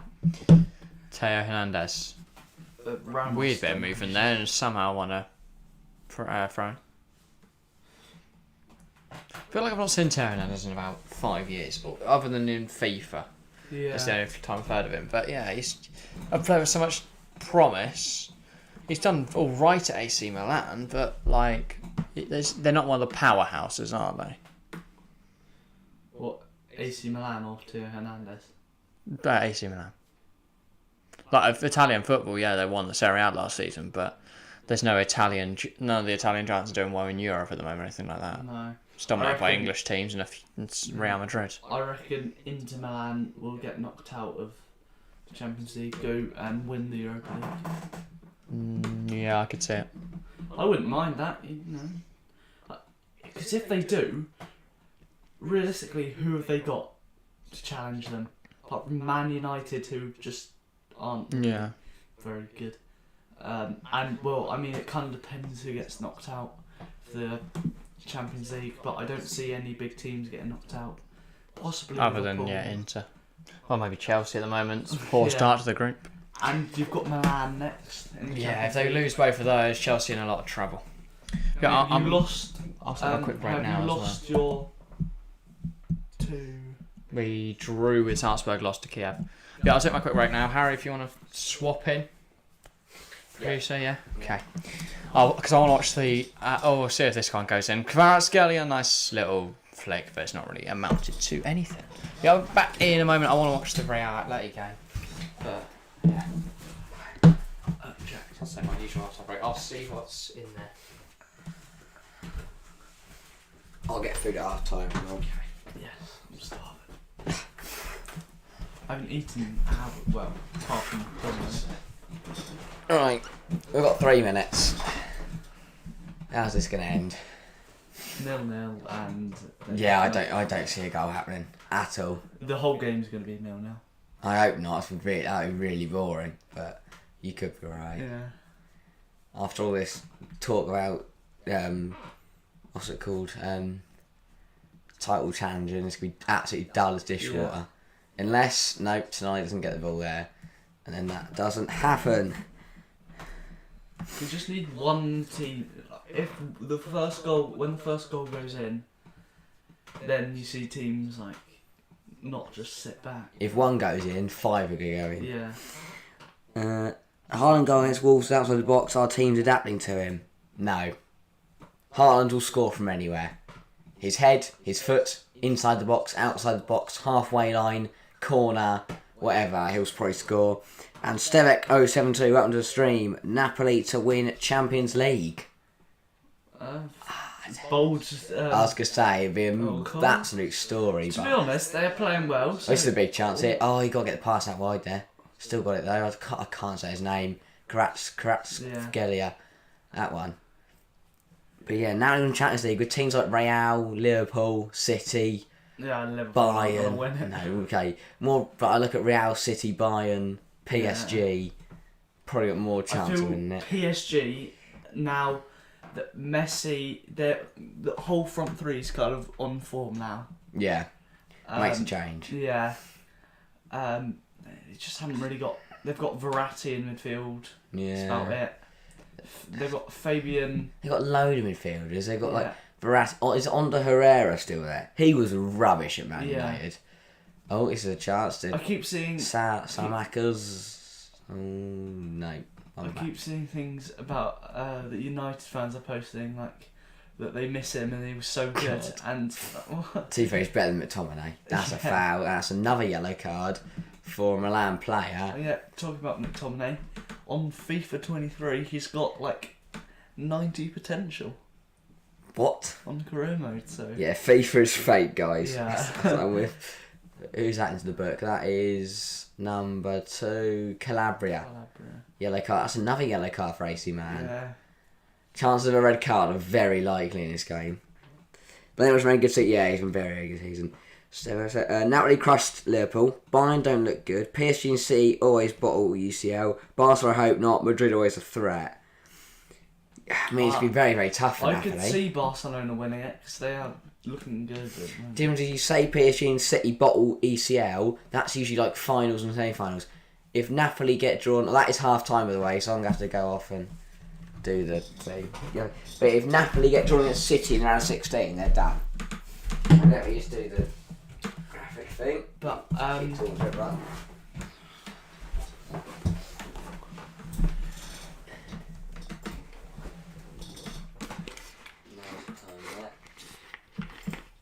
yeah, I mean that was a dull first half. Yeah. We saw some bad tackles, but that was kind of it.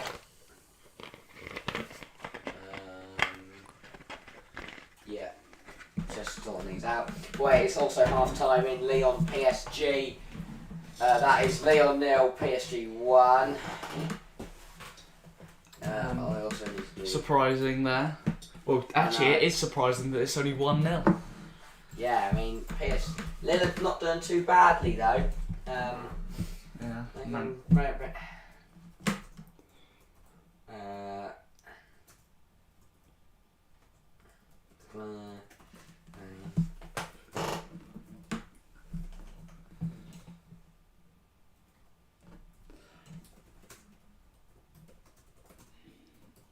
Real Madrid are 1-0 up.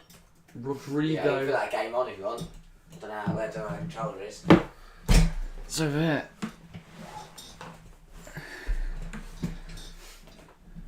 How would you do it?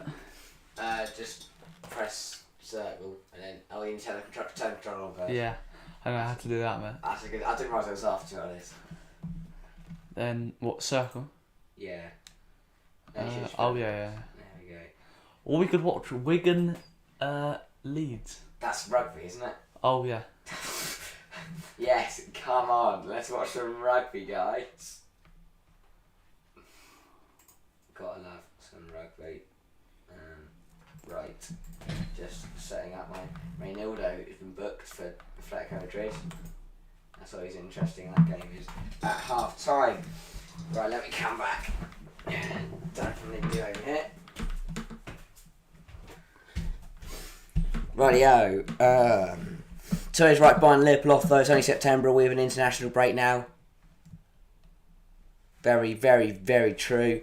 Di Maria got sent off against Monza. Yeah, not great for Di Maria. He hasn't really had a great start to life at Juventus. No.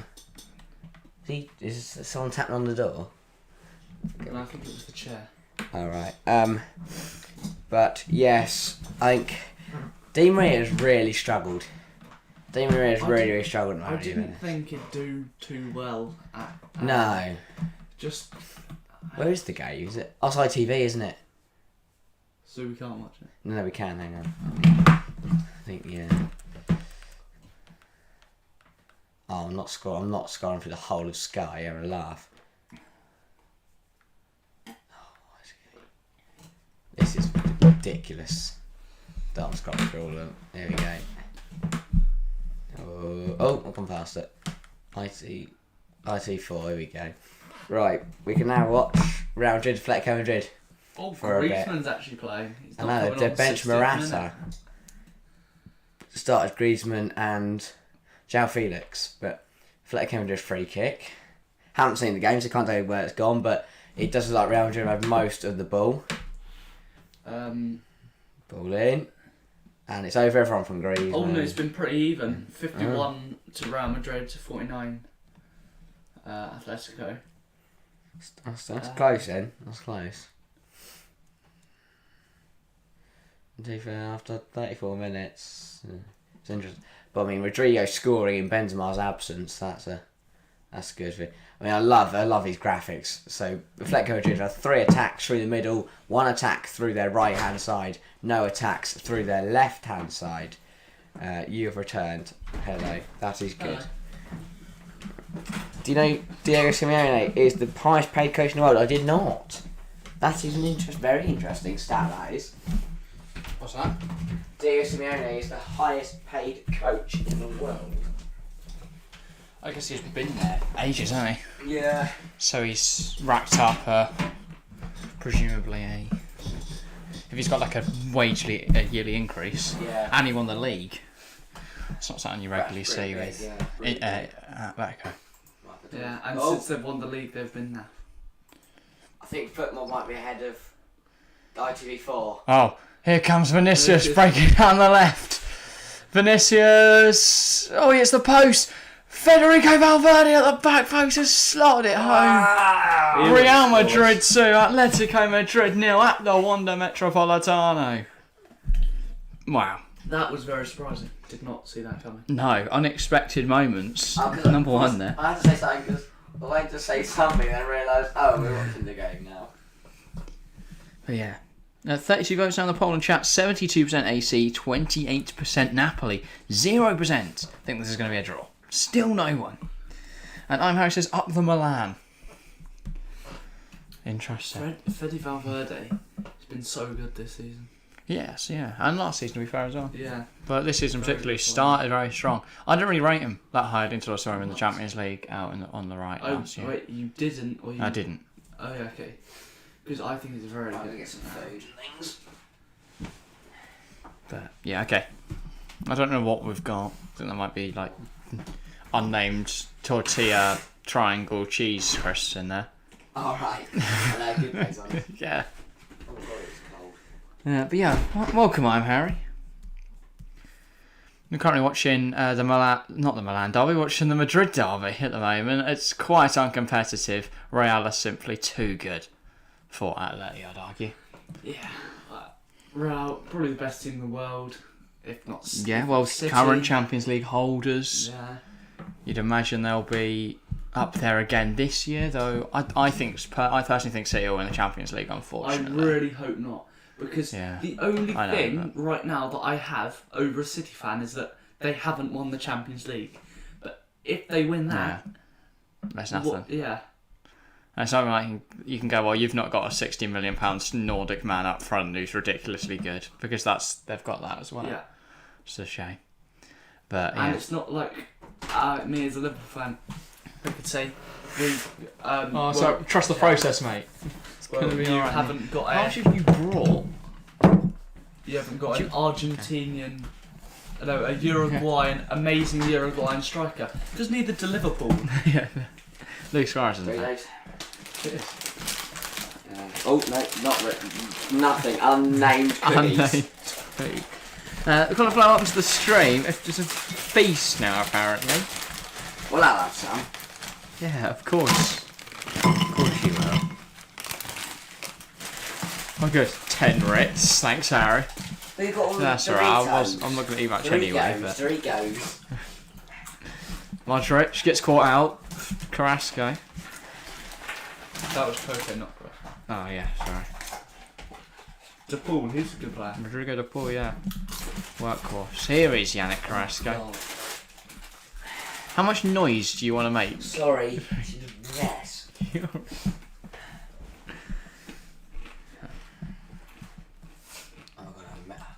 Griezmann, God, good delivery, can't be met by anyone though. Ferland Mendy gets it gone, manages to stop it going out for a corner. Yeah. How long till the second half of the other game kicks off? About 4 minutes, right? Uh-huh. Griezmann. Nice movement. De Paul hooks it in there. João Felix can't quite get there. Carvalho as well. Now Valverde clears it up the pitch. He can't. Oh, Vinicius against who is it? I don't know who that centre half is. I think. Yeah. Yeah, no, I don't know. Massive. Oh yeah, Axel Witsel. Genuinely, I love the time after the transfer window when you've forgotten about all the transfers and then you're just like, wow, exciting. I feel like Witzel's transfer went a bit under the radar. Yeah, I forgot it happened. I knew it happened. Yeah. At the time, but until today, I think forgot it it's happened. not. I think the main fact is that like you had so many big signings like Nunez to Liverpool, Haaland to City. Right, so it's a window where we saw more than the usual amount of massive signings. Yeah. Who did Chelsea? Did they get someone big? I mean, Sterling? Everyone. We signed Fofana for 72, yeah. Cucurella for 50, Sterling in for 30 something. We had a deal for Rafinha for 50 mil, but then that went down the drain. And that Duca someone. Who? I can't pronounce. Jack his name. Wemaker. Yeah. He's a baller. He scored twice apparently in a friendly we played with Brighton the other day. Pep will overthink it again, and City will lose because he decides to play Haaland as a false 9 for the first time in the Champions League semis. I don't think he will. I think Pep will be right this year. I think he wants to win the Champions League before he leaves Man City. I also think he wants to leave Man City. I don't think Haaland's a very Pep signing. If Pep signed who he wants to sign, João Felix would have come through the door, I think. Or maybe no one. Maybe no one. He just stuck with who he had. But... He wanted to sign a forward, so we'd probably go for like Eder Militao. Sticking him up there. Yeah, could do a job. But yeah, no, Haaland's not a Pep signing. It's a shame because Haaland should have been a Chelsea player, but we moved. We got Lukaku instead, so everyone got who they wanted, right? Yeah, good. we got someone. We got a fraud. That wasn't Romelu Lukaku. That was some guy pretending to be Romelu Lukaku. Yeah. Courtois claims a shot from distance from De Paul quite easily. Plucks out of the air pretty much. Besides, I wouldn't want City or PSG to win the Champions League because their success is built on oil money. Yeah, but every owner's got something dodgy. There's no one club that like has the pure owners that have never done anything City bad. Have spent more than most. But I don't think the spending of money is not the problem. It's the way it's been harboured that most people have a problem with. But every owner's you're not a billionaire unless you've done something dodgy.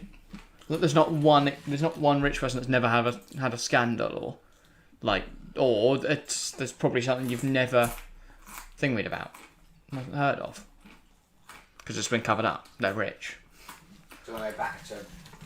Yeah, probably go back to the AC Milan Napoli game. I've got on the way back now to the sports coverage channels rather than Love Island's channel. Absolutely garbage.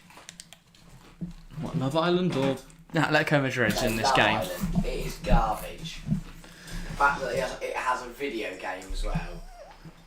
Yeah, that you're addicted to it too. I'm not addicted to it. Favourite game? It's a Love Island game. Like, not video game, sorry, game. Oh, where you make decisions. I remember Harvey playing that. Doesn't surprise me. That sounds very much. I'm not sure I want to know what. By the way, we're currently on 9 likes. If anyone out there hasn't hit the like button, make sure to do so. Get us up to 10 at least. And of course, if you are new around here, please consider subscribing. We're still trying to go for 1k. I had a bit of a slow week, slow start to the month. So yeah, if you subscribe, not only will it massively help us towards the goal, it will massively help my mental happiness. So yeah, make sure to hit subscribe. And we'll have coverage of AC Milan Napoli in just a few moments. Been a bit of a disappointing game so far, it has to be said. I was expecting an early-ish goal, and we've not really had anything just yet. And yeah, as BT are so bored, they're just advertising the Champions League in 3 weeks. Borges has been sent off at half-time. At what game? Leon PSG. Leon manager. Peter Borges. Peter Bosch, former Leverkusen. I think he's been sent off in the tunnel. Yeah. Probably just accused the refs of match fixing and have gone, well, off you go. You know the rules. Don't talk out against PSG's refs. Oh, I mean, no, football just deleted so- that statement. Monza were bottom of the league and now no longer bottom of the league. They're 18th now. Yeah, first shout out Monza. Good Been there. track. Yeah. Paredes, I didn't know he went to Juve. Yeah, Leon Paredes. And referee Udinese obviously beat Inter Milan today. Of course, Udinese climbed to second with that. As it stands, will remain second. I know, that was a name I've not heard in a while. And yeah, Inter trying to drop points. Another team that'll be unhappy with dropping points. Jose Mourinho's Roma, of course, they lost 1-0 to Atalanta shortly before this game kicked off. They kick it off now. And that is why I've But if you try to put the back done. three in, Yeah. And that's why I've donned my Atalanta shirt for the because they won. If not, I would have stuck my Roma shirt on. Such a glory hunter. And if Venezia was still in this area, maybe I'd have put that one on. But yeah, Serginho Dest in attendance. I'm surprised he's not on. As I mentioned, equally, Calabria's not been poor, so I guess it's hard to justify dropping him. But yeah, it's starting. Yes, XZ, we've got it. We've got it on. They're currently in the tunnel on our screen. And yeah, currently James Horncastle's talking. Luckily, we have it muted, so we don't know what James Horncastle might be saying. Stevic, who is Robert De Zerbi? Fantastic young coach, plays a very similar brand of football to Graham Potter. He is well known for developing youth talents, very good at playing an attacking style of play. I think he's going to be a perfect fit. Previously managed at Shakhtar Donetsk, and before that, a mixture of various different Serie A sides: Sassuolo, Benevento, Palermo, and Foggia. But yeah, ex-player himself, played a lot for Napoli, and yeah, fantastic player, fantastic manager. And I think what he'll be able to do best is recapture the style of Graham Potter. We are now going to see, by the way, Serginho Dest make his way into this match now. So pretty much Potter 2.0, yeah. He'll play a similar brand. He likes to promote the young players. Yeah, he'll be a good mix. Do you want to take the snacks, by the way, Harry, for the second half? Oh, yeah, sure. So we can talk and yeah. Yeah, love that message from the football chat. Second half kicks off now. All of them. There you go. First game is hard though. Anfield and Liverpool will be fully fit. I don't think that'll be a problem though. You've seen how often new manager outs can make the difference, and Brighton looked better than Liverpool before anyway. And by the way, 2 changes for AC Milan at half time. So Simon Kjaer on a yellow card comes off for Kalulu. He'll slot into centre half, and Serginho Dest on for Davide Calabria. So That's not surprising. Kalulu. No, Kjaer was rash and reckless all that half. I think they could do with someone quick just to double up on Kvaratskhelia, and of course the fact they've got Raspadori in a false 9, they don't really need someone combative. If you've got Osman up there, you want someone that's going to be able to body him off the ball. Raspadori is dropping in a lot, so you don't really need to batter him. Harry looks gutted about losing his snacks. I am. I love it. You're alright. He'll have to fit for a draw because the last time Liverpool lost at home was back in April 2017. No, it wasn't. Surely not. No, it was the year they won the league, right? Where Watford stopped them from going invincible. Yeah, I'm just looking back at their Was it record. Watford? Well, they lost in a friendly at home to Strasbourg, actually, so... Oh no! There's in the Premier League we're unbeaten for like. Yeah, ages at Anfield. Yeah. But yeah, it was City that when we lost to City, if we'd have drawn that game, we'd have gone unbeaten. No, we lost at home to John, but that was without fans, so I don't count it. I think Premier League we haven't lost at home for God knows how long. That's The call for likes worked. Now I'm 12. Oh yeah, thanks everyone that's left a like. Make sure to subscribe if you are new, please. The call for likes work, hopefully the call for subscribers We works. kicked off yet? Yeah, sorry. I forgot to mention that. Too busy talking about the snacks. But yeah, sorry chat, we are underway. It's the 46th minute. 45-55, 45-58, 45-59, now 46. 46-01, 46-02. Have you got the timing yet? No, take Tottenham. 06, 07, 08, 09, Keep talking. 10, Keep talking. 11, 12, 13, 14, 15, 16, 17, 18. Good. Right. We're synced up. Absolute scenes. Crystal Palace were the last team to beat Liverpool with a fully filled Anfield in the Premier League. Yes, but they lost in 2021, which was last season. So you might not count it, but we do here at the Football Chat. Wait, Well, the season before last, to be fair, but Palace was the last team. in 2017. At home. Oh, at home. Yeah, no, you've not gone unbeatable for 5 years and no one's mentioned it. Yeah, no, Nice I turn thought- from Raspadori. Can he get a shot away? He's brought down in the area. Ref says no pen. Politano tries to get a ball in there, kicks into Teo Hernandez and wins his team a corner. How has he found more Doritos? Genuinely. Harry, come take more snacks off him.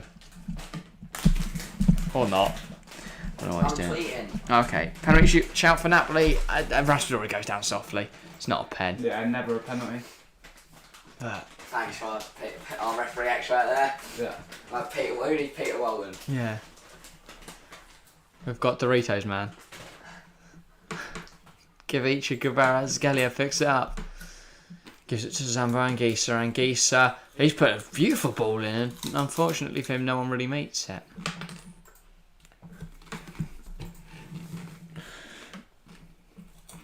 You think he doesn't get fed at home? Good comment on Harry. It's bulking season. Like, Leon Pesci is also kicked off. Okay. Because everyone's really excited for that one. It's only 1-0, could go either way. And I feel like every round is at half time. Okay. But yeah, Teo Hernandez now with the ball at his feet. It's like an all-we-can-eat buffet.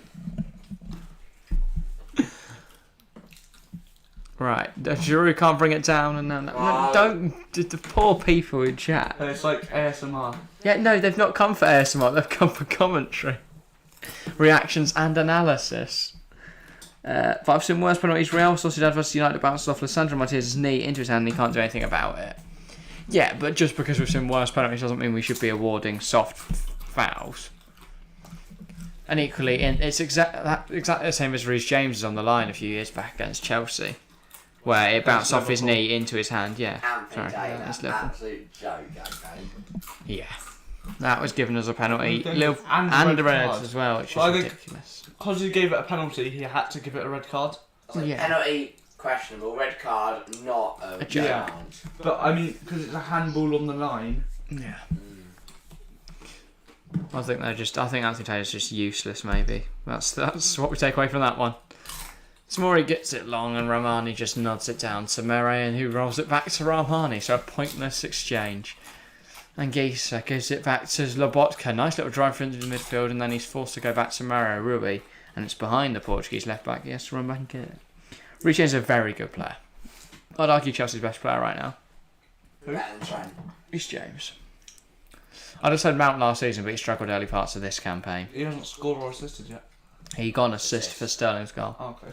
So Well, Sterling. the people that sharp the 0-0-5, it's like 0 goals, 0 game, 0 goals, 0 assists, 5 games. Well, nah, mate, you got 1 assist at least. Yeah, in my opinion, Southgate should play James right centre back and Trent right wing back. No. I couldn't agree less. XZ. What, Reece three James, at the back, Reece I'm James guessing? not being at right wing back, it would be a travesty. I'm guessing at Yeah, right yeah. wing. Just- Three it back. You have to play Kyle Walker there.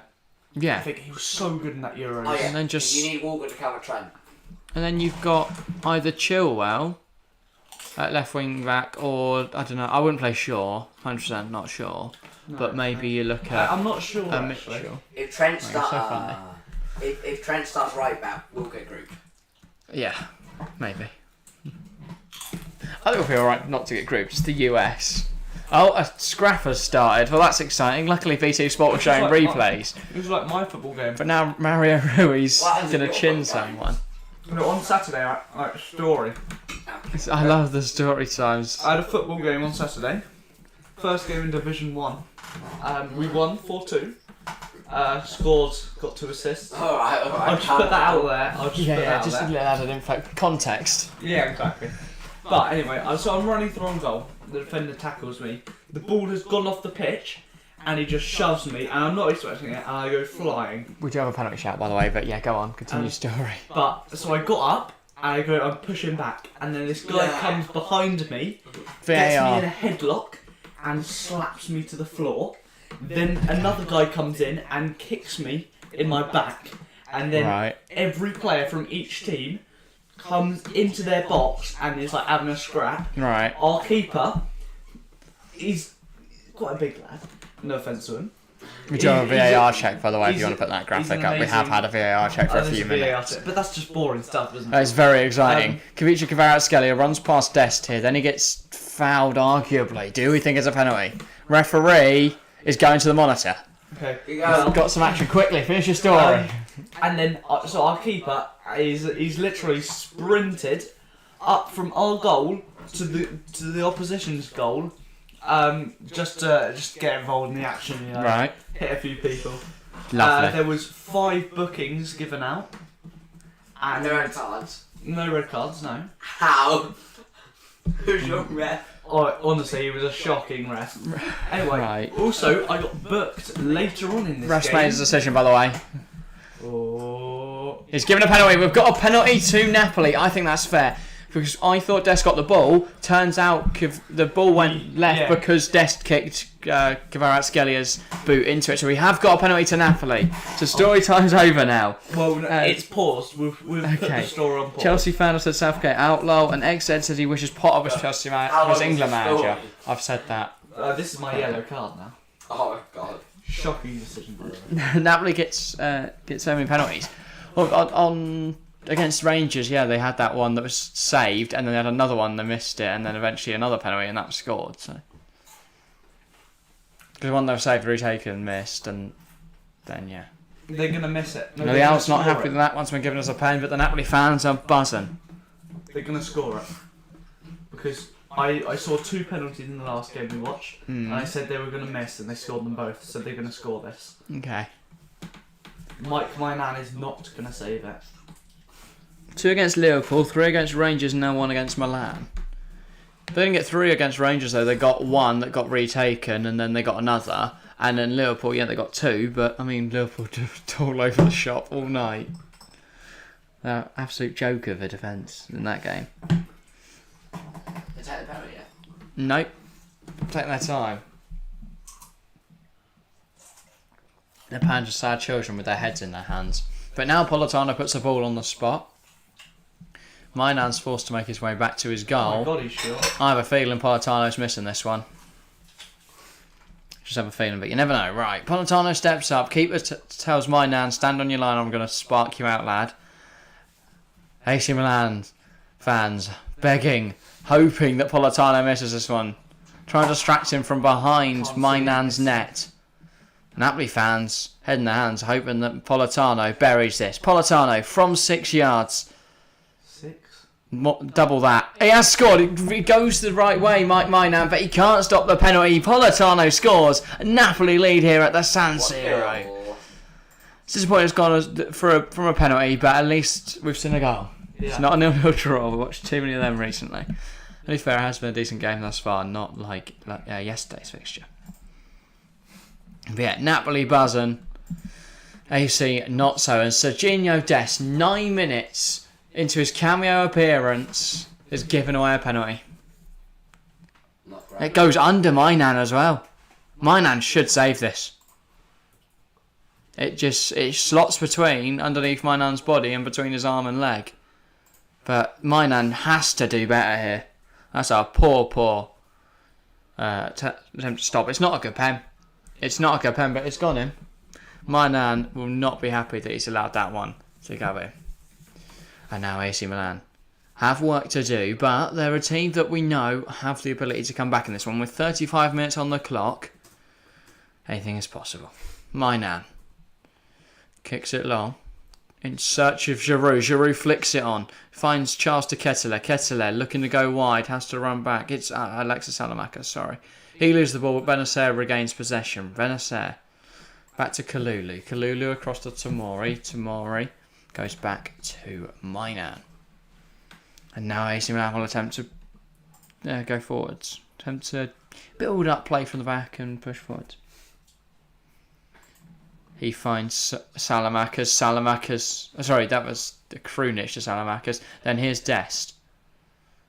Back to Salamakers. Ball in.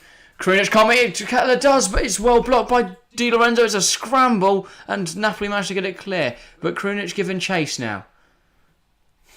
The 33. I think it was Teo Hernandez. There's so many players involved there. But a scrap. Yeah, it's Teo Hernandez coming at the back post. He heads it. It hits Di Lorenzo in the back of the head. Then Di Lorenzo falls over, and he blocks Krunic's cross with his arse as he's falling over. That wasn't. So he blocks Teo Hernandez's header, and then Krunic tries to get it back in the area with a low cross, and it just hits the falling Di Lorenzo on the rear. Here's Teo Hernandez to Kettler. Nice turn, can't get the ball in. Tries to turn Lobotka. Lobotka kicks it out for a corner. And Napoli just trying to slow everything down now. They can't cruise now, but they can relax. Equally, 1-0. All it takes, one Milan goal, and suddenly the game's flipped again. So it neutralised again. So yeah. Napoli top the Serie A for the moment on goal difference. They are indeed, Steve Eck. I mean, they won't want to win the league on goal difference, but it's a promising start that they are where they are. Benacer leaves it. Tonali, ball in. And you still take winning. No one meets it. I mean, yeah, of course, but Atalanta, of course, also doing well. If Napoli, I'm going to see who Napoli got next time out, because could be quite the interesting fixture. Yes, our first Serie A game of the season. I will definitely do some more. They've got Torino next, then Ajax. When do they play anyone decent? Roma at the end of October. They've got Atalanta just before the World Cup as well. And then their return to football after the World Cup is a game away at the Giuseppe Meazza as they face Inter Milan. So yeah, interesting that. AC Milan, of course, are all around their stadium advertising the Chelsea game, which is the next time they'll be playing football. No, I'm presuming they'll have a game before then, but obviously that's probably their next big game. Yeah. In the Champions League. It's their toughest game in the group. I think both these sides will get through in the Champions League, though. And by the way, up to 851 subscribers, so appreciate whoever has just subscribed. Thank you all very much. Up to 851 now. And yeah, cheers. But AC Milan now. Free kick. Decent position, to be fair, to whip this into Tonali. Chelsea in deep trouble. You reckon, XZ? I think they're alright. I hope they're alright. Because I think it's going to take time, but Potter will ingrain his tactics into those players. He will make the squad his eventually. So I think we'll be alright.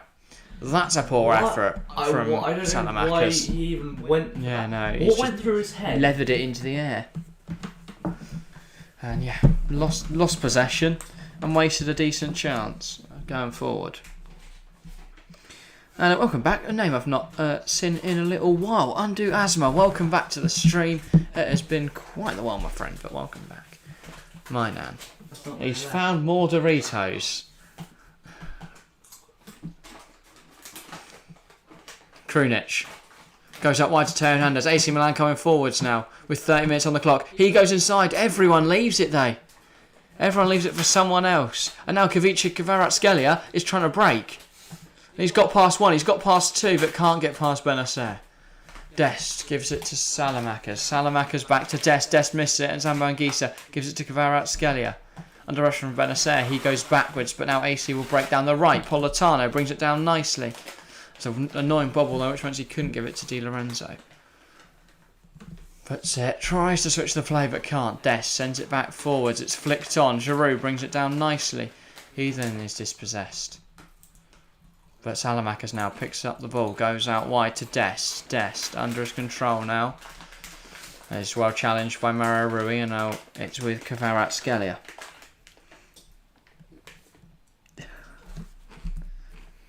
Where's your another friend? Oh, Harry is behind camera Oh, yeah. today. He's Hello. producing because we didn't think he was going to be here. But Harry's levelled up. yeah, he's improved. He's found an Argentina shirt. He looks vastly different now, but it is still a Harry at least. Tamori now. Goes across to Kaludo. There's none left. Of course there's none left. No what? If not, he'd be eating them, wouldn't he? Is there any more of those biscuit things? No, they all go. For me, it's just... That's a shame. They're quite Premier League nice. game of the season so far. For me, it's between Newcastle 3, Man City 3, and Tottenham 6, Leicester 2. The Tottenham game was shite. Chelsea 2 times. Leicester were better than them. Chelsea No, I hated that. We go from a neutral. It was point. terrible. I'd say my favourite game of the season so far, or my best game of the season so far, has been Everton Liverpool.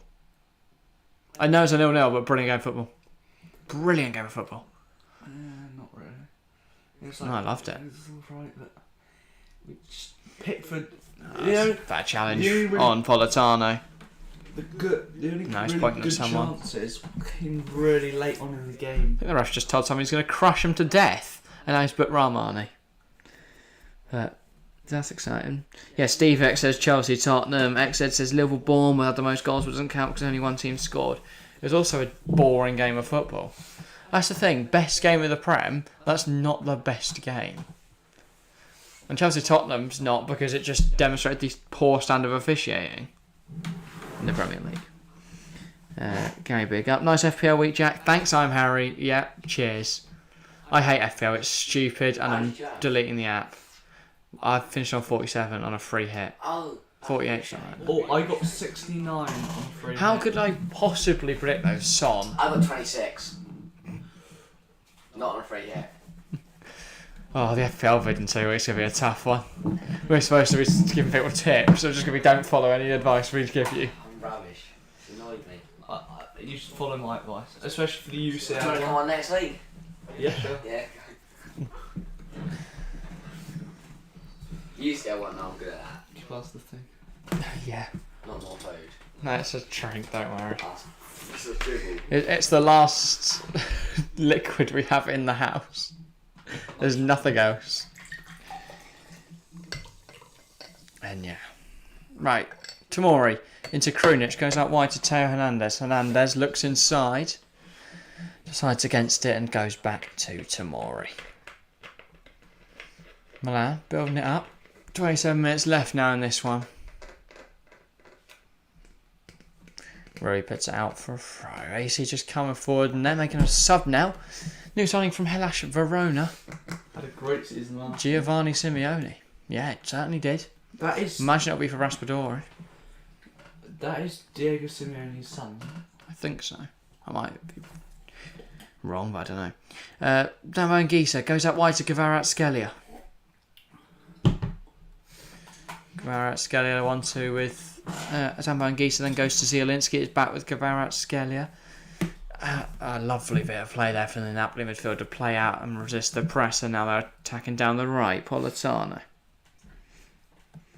Just as Tottenham featured the handshake equals Premier League game of the season. Yeah, fair enough. It was quite interesting. I pushed out captain Son at the last moment and went with Haaland instead. Yeah, I know. I captained Wait, you Haaland. captain Son? No, he pulled out last moment. Nathan Patterson got yellow, but it was mistakenly put down as Anthony Gordon, so I kept my 6 Patterson points. Lucky or what? I got booked. I got the -1 point for Gordon. That's a disgrace. Fuming, mate. Fuming. How's the Milan game, by the way? Any update? Ibra playing? No, Ibra has a knee injury. Oh, yeah. Exet said. But, yeah. Ibra's not playing. It's been an alright game, but Napoli in the lead now. AC making changes to try and do something about that. As Messias Jr. is making his way on the pitch, as is Brahim Diaz. So some changes now in store. Krunic is coming off, as is Alexis Salamakers. Real Madrid just kicked off in the second half. Leon Okay. PSG still 1-1. 1-1? Sorry, 1-0. Sorry, 1-0. 1-0. Okay. Didn't really not. Human, mate. I mean, according to football ratings, Lacazette has had a stormer. Yeah. And so has Maxence Hakare. Well, they're losing though, so they can't have had that much of a Both storm. teams are on 0.69 expected goals. Yeah. That is very close. This is very, very close. Great numbers. Fantastic numbers. Guys, did you watch the last game of Gillingham FC? Can't say I frequently watch Gillingham, no, undo. How do they get on? Not really kept up with my Gillingham. Have you not? That is 1-0 now. Don't watch much Gillingham. Isn't it? Yeah. Yeah, just checking. What are your thoughts on Celtic losing against St Mirren? Celtic got washed. That league is just absolute The rubbish. only thing I saw from that game was people that the Celtic fans were booing the national anthem and Shock. singing Lizzie's in a Box. And then, which, I mean, just a strange thing to at the time. And then you've got Royalists going, oh, they deserve to lose and their club should be docked points, and then going even further to say they should be like abolished as a football club. Sure. Yeah. And then you've got others who are like, oh, they didn't go harsh enough, they should have said an even worse chant. Yeah. Yeah, Shows a but, divide in the UK at the moment between I mean, like, everyone. I mean,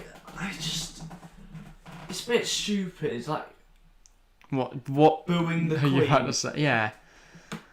She was the Queen of Scotland as well. She's the Queen of all the Commonwealth states. Yeah, so booing your own Queen. I'm always not being up for the monarchy, that's fine, but do it in a respectful way. It's not the appropriate time.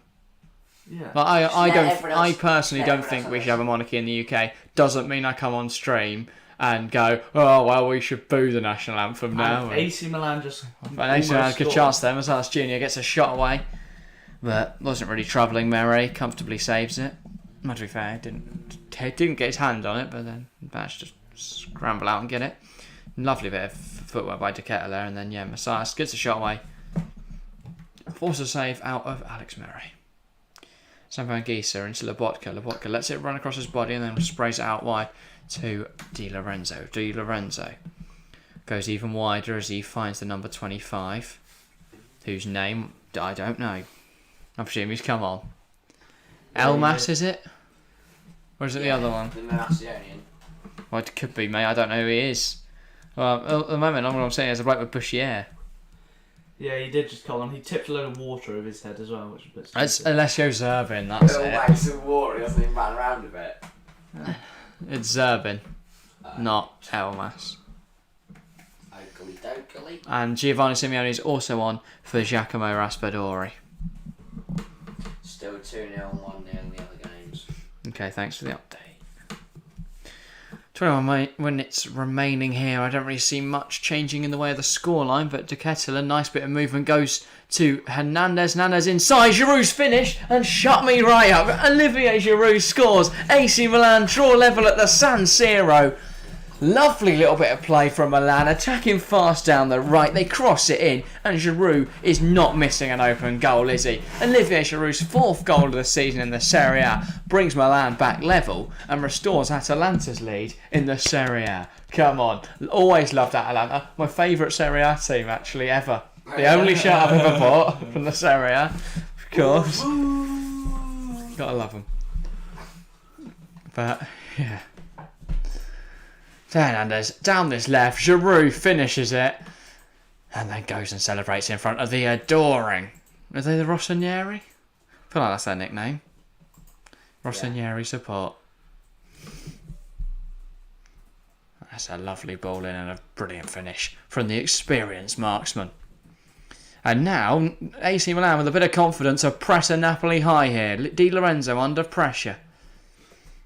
Romani slots it into Sam Van Gieser, gives it to Lobotka. They've played very well out the press here, Napoli. Lobotka across to Zielinski. He goes wider to Kavici, Kvaratskhelia. Could they reply immediately here, Napoli? The Georgian cuts inside. He wants to get a shot away. He can't quite. Goes left, goes right, goes round on himself and then loses the ball, unfortunately. Denied a potential brilliant goal there. Mainan looked like he was going to throw it some distance, but chooses not to. So that don't matter. Right. R.I.P. your nan. But my nan is still going strong in the AC Milan net. Brahim Diaz, nice turn. Giroud now tries to pick it up after he's fouled. Advantage played for AC Milan. Teo Hernandez against Di Lorenzo. He gets past him to the byline, puts it back in and almost met Giroud again. Almost a carbon copy of Milan's equaliser.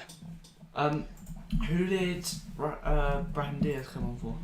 Was it It's Salamakers. Oh, okay. Salamakers and Krunic came off for Diaz and Messias Jr. It is Mike Mainan now. Gives it to Benacer.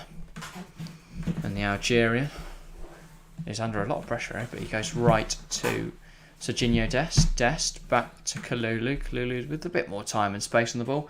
He goes back to Mainan. Mainan to Kalulu. Kalulu tries to clear it, does clear it, tries to find Giroud. Giroud heads it down. Brahim Diaz, they can come forward now. AC Milan finding a lot of success with Giroud knocking it down to the others who can then bring it forward. Oh, Giroud tries a lovely little flick there. He flicks it well. Unfortunately, doesn't find the intended target. It's cut out by Napoli, who are now trying to break. This game's become a lot more of a basketball game in the last few minutes. It's end-to-end stuff. Rapidly changing possession. Hernandez has been getting a lot of space down on that left side. Yeah, and he's using his pace to his advantage. Yeah. Being able to get past Di Lorenzo quite comfortably every time. And with Zerbin not really tracking anything ever, seems to be alright. Brahim Diaz has fouled, and Milan thought they were going to take the free kick quickly, but it seems like now they're going to take their sweet time about it.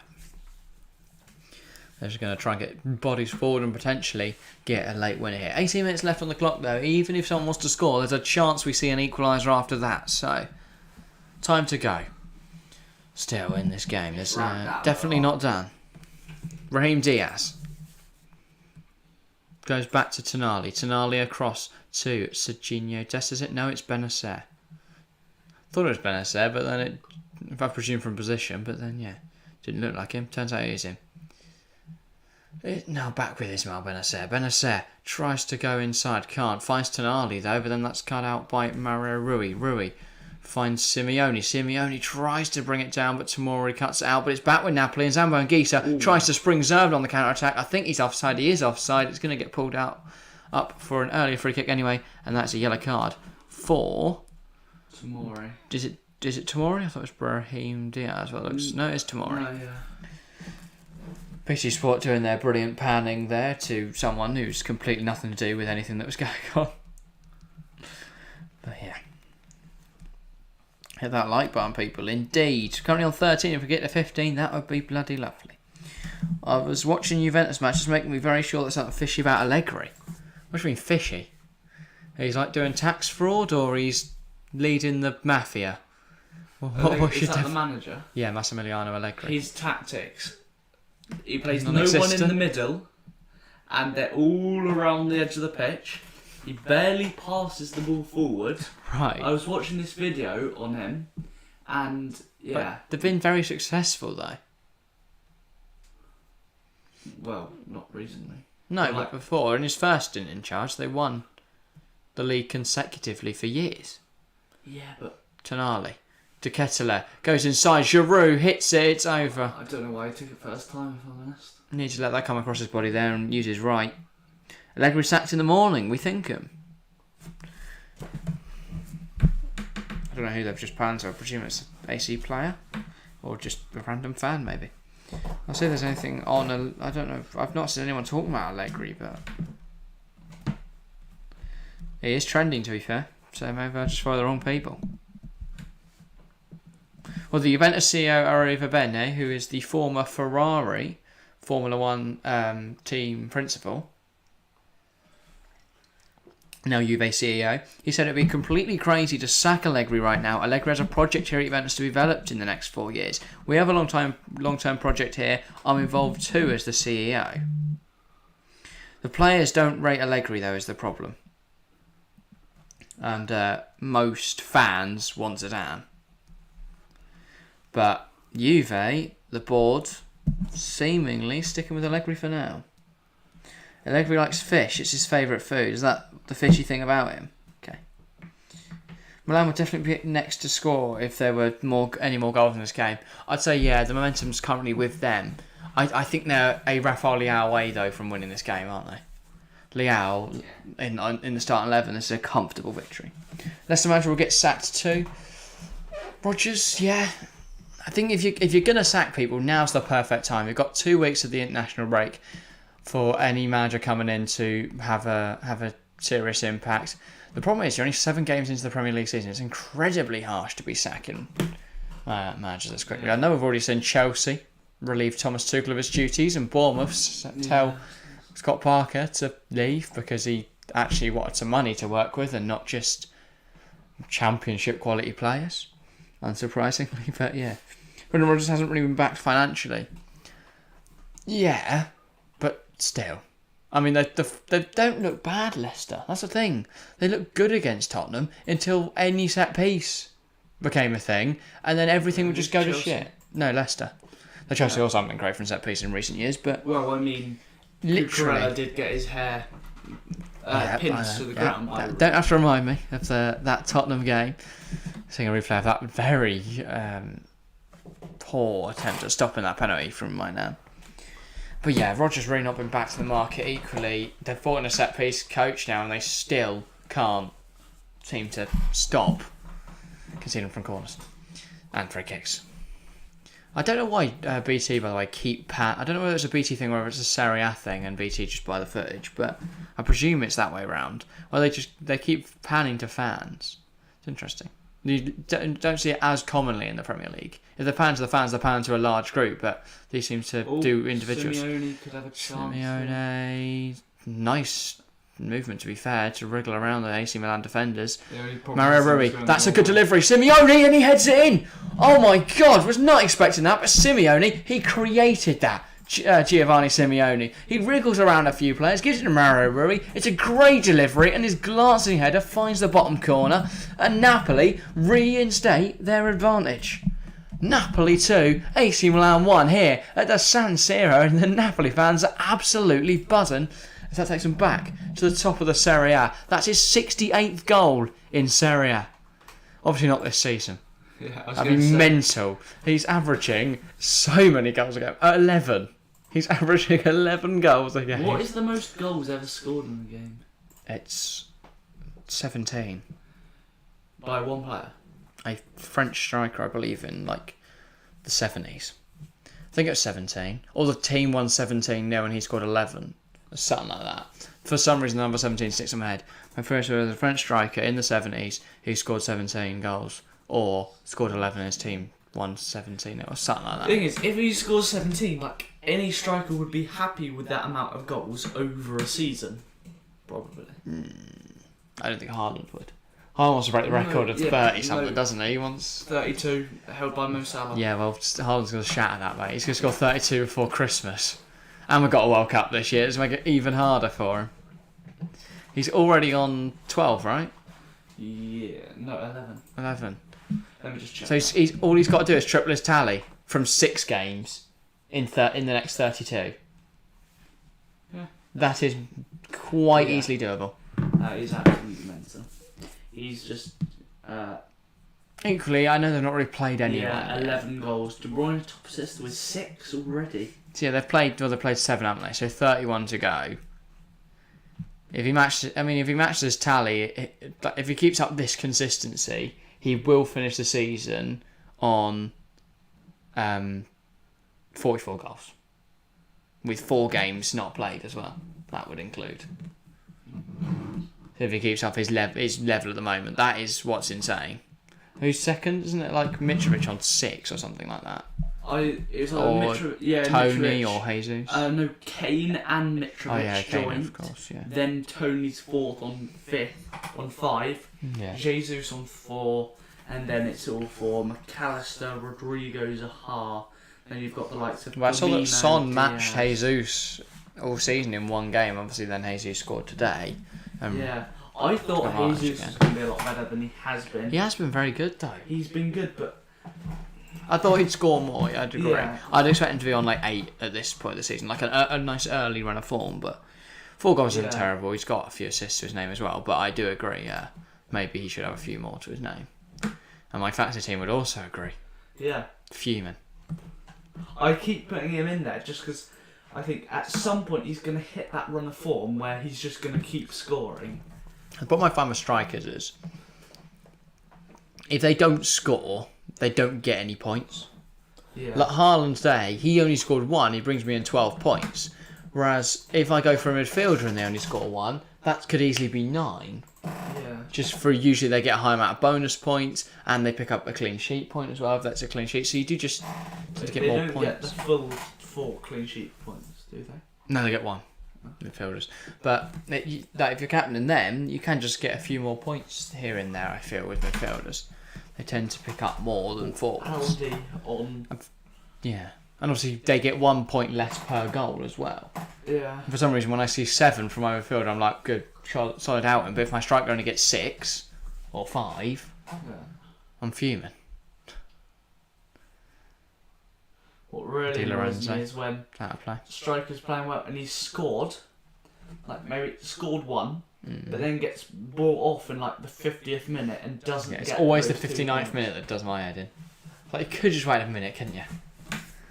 Brendan bloody Rodgers or whoever you are. I don't know why I singled him out. Because none of his players score. None of the players are in my team. If you have a Leicester player, I don't know what you're doing. You know, James Maddison. Oh, that's very true, actually. Picked up some good points last time out. Well, don't listen to me. So. Tonali. Good ball in. Giroud's not in there though, and Junior Messias can't quite reach it. Dest against Rui. Rui kicks out of play. It's an AC Milan throw-in. I have to say, the AC kit's growing on me. I remember stating earlier in the season on some of these streams and various pieces of content we do that I'm not a fan of the kit, but the weird boxing into the lines has sort of grown on me. So, have you never liked the AC? I didn't like the AC kit, no. I Yeah, like AC. never? No, I like AC kits. I don't like this one. I thought the red and black boxing of the stripes is weird. Just make it go all the way to the top. But I think it looks alright now. We actually see it on players. It doesn't look too weird. I still think they could have just done the normal AC Milan kit, but it's not a terrible attempt at doing something different. Whereas usually when you see clubs try and do something different with their home shirt, it looks awful. I mean, think back to like Barcelona. In the last few years, it's been absolutely vile. This year, I think their home kit's mid. I mean, in fact, this year's home kit is horrible, but people seem to love it. Have you seen their other kit? Not the gold one. The gold one's beautiful. But I saw this one. It's impossible to buy though. It's not on sale anymore. Yeah, but I saw this one. It might not have been released yet, but it's like. I can't remember what it. I saw it on Barcelona's TikTok. Okay. And It could be like a warm-up shirt or something. It might be. But yeah, the gold one's lovely, but I can't find anywhere that sells it with like printing on the back. Now, obviously, for my collection of numbers, need the printing. 7 minutes to go now. Napoli trying to break. AC stop Kavici, Kvaratskhelia in his tracks, and now they're coming forward with it. It's an effort from their number 7. Venomous on the floor, to be fair, that shot. From, was it Yassine Adli to come on the pitch? Because I do not recognise that giant number 7 that's just walked on. So I've got a hat-trick in 14 minutes. I have to go. See you next time. Bye. See you, Chelsea fan. We are next live on Friday for England. Is it England, Italy or Italy, England? Can't remember who's at home. Italy, England. Italy, England. Thank you. And yeah, Yassine Adli is on the pitch for Charles de Ketelaere. But yeah, join us for Italy, England next Friday, and then the following Monday we have England, Germany. So yeah, join us there. 5 minutes left now in this one, or 5.5 minutes to go. Do you see any goals? I think they could possibly. Which team? I think Milan could possibly get one back. Okay. Yeah. Equalise. Yeah. I think I don't know, they're just not coming forward with enough at the moment for me. And now Napoli breaking again. Mario Rui. Feeds through Simeone back to Rui. It's a poor pass back, and now AC looking to counter. Brahim Diaz goes wider, finds Teo Hernandez. Hernandez drives it forward. He's got Yassine Adli. He's got Giroud. Giroud to... Oh my God, it's against the bar! He feeds through, I believe it was Kalulu, and Kalulu's hit the bar. I can't quite believe it's not in. He was offside anyway. But wow. What a massive chance for AC Milan blown. Teo Hernandez coming forward here, gives it in. It's a lovely little flick on from Giroud. Kalulu just absolutely batters it against the bar. Oh, he's got to finish that. It was ruled offside by the lineup. I think it would have been deemed onside eventually by the VAR. He's got to finish that, Kalulu. That's a massive chance wasted for Napoli. And now coming on the pitch, Tanguy Ndombele and Elif Elmas. That's a name I haven't heard in a while. Yeah, Ndombele, repping the 91. Ndombele. That is the player on the back of my shirt. Dufan Zapata, I think it's 91, isn't it? Yeah. So, yeah, Zielinski and Kvaratskhelia both making their way onto the field. Elmas and Ndombele, those who will replace him. Them. Not two players coming on for one. Not cheating either. No, I don't think that would be entirely fair or in the rules. But yeah, a few minutes to go now in this one. Napoli trying to preserve their advantage. AC trying to overturn it. We'll just see how this one plays out in the last 5 or so minutes. It's currently with the Napoli goalkeeper, Alex Murray. He's going to kick it long and try and find Zerbin with it. Teo goes down from under very, very light contact from Zerbin. Zerbin gets booked for it and Teo gets a free kick. That seemed a bit of a strange one, but yeah. What a miss. Reminds me of Haaland versus Liverpool, but slightly further out. Yeah, I mean, that's an absolute sitter. That's been missed there by Kalulu. But, yeah. AC coming forward with it again. Giroud tries to flick it on to Messias. But, well cleared by Rui. It's out for an AC throw. Not far away from the Napoli goal. Serginho Dest to Diaz. Diaz, nice turn. Looking to try and get the ball into the box. He's got about 3 Napoli players around him, and then he forces Lobotka to the floor, and that's going to result in a Napoli free kick, and they're going to take their time to take this one. Can't believe it didn't go in. Neither. It's a chance he should be finishing there. Kalulu. I think we're going to see a replay of it here, of the break. It's a brilliant counter-attack. Hernandez on this left-hand side. Finds Giroud inside, who just flicks it on, and Kalulu has to finish it. Such an easy chance, that one, that Pierre Kalulu missed.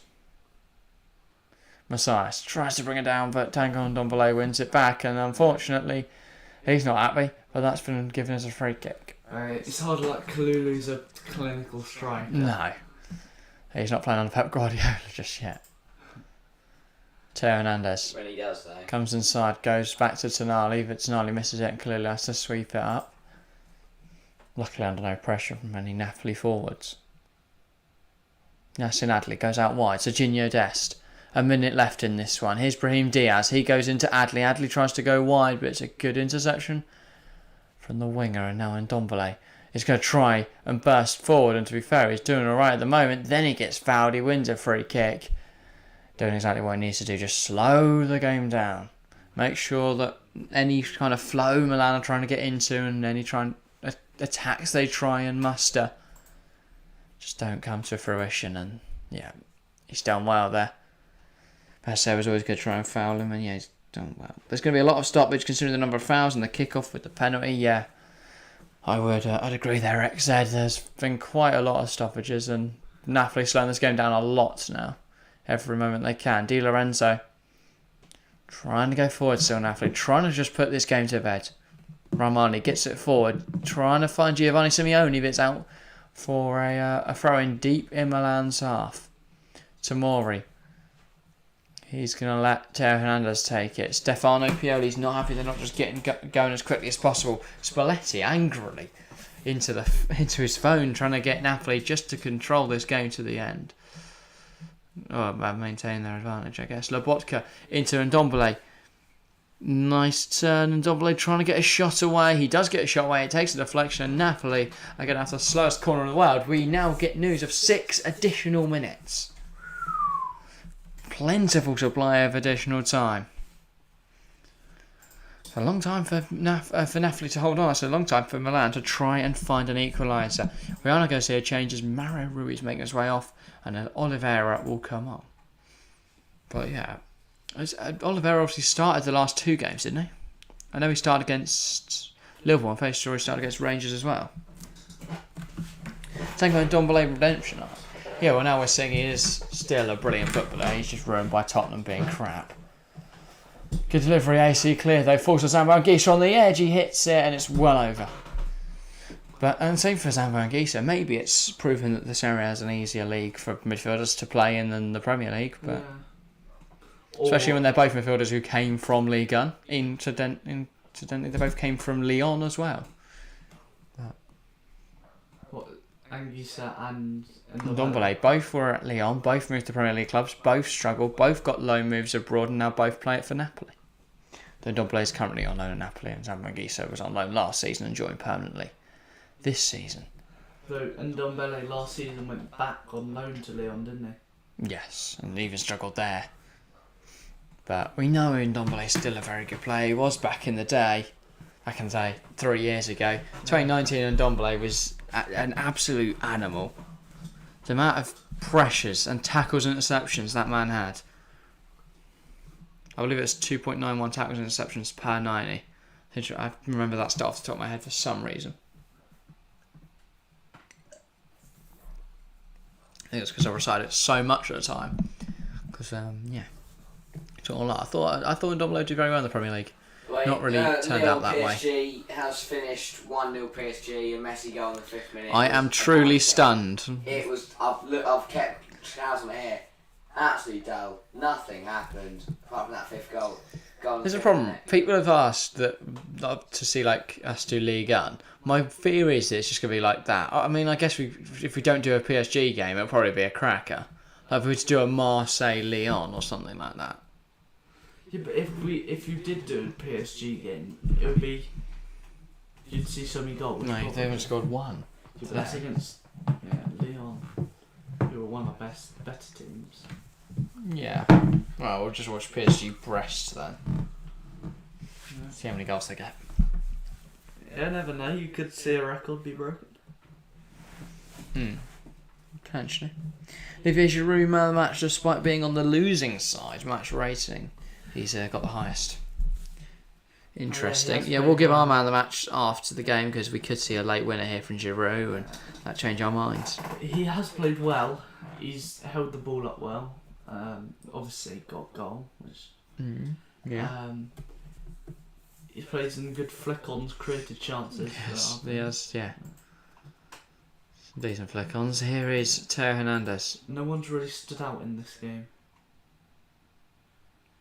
Yeah, I suspect a bit more from Kavici, Kvarat, Scalia. I would have said Giovanni Simeone if he's on the pitch the whole time because he's been very impressive in the 20 or so minutes that he's been on the pitch. But simply, he's not done enough really to warrant it. He's obviously got the goal and that was good, but yeah, he's had a good 20 minutes, but not a superb 20 minutes. Yeah, Napoli have won, but I don't know. I wouldn't really give it to a Napoli player. I don't think. I'll probably go Giroud or something like that. Yeah, who's got the first one as well for Napoli? Completely forgotten it. Politano. Oh yeah, penalty, weren't it? But he didn't look anything special in the game. Maybe Zambo Anguissa or something like that. He's to be honest, good. Politano, I didn't even know he was on the pitch. No, and before and since.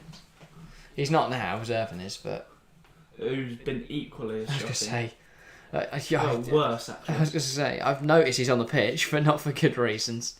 Yeah. Teo Hernandez trying to get the ball in there, and Ndombele does well. It's out for a corner, and now they're going to try and slow it down, but Tonali's going to batter through him, and now it's a corner.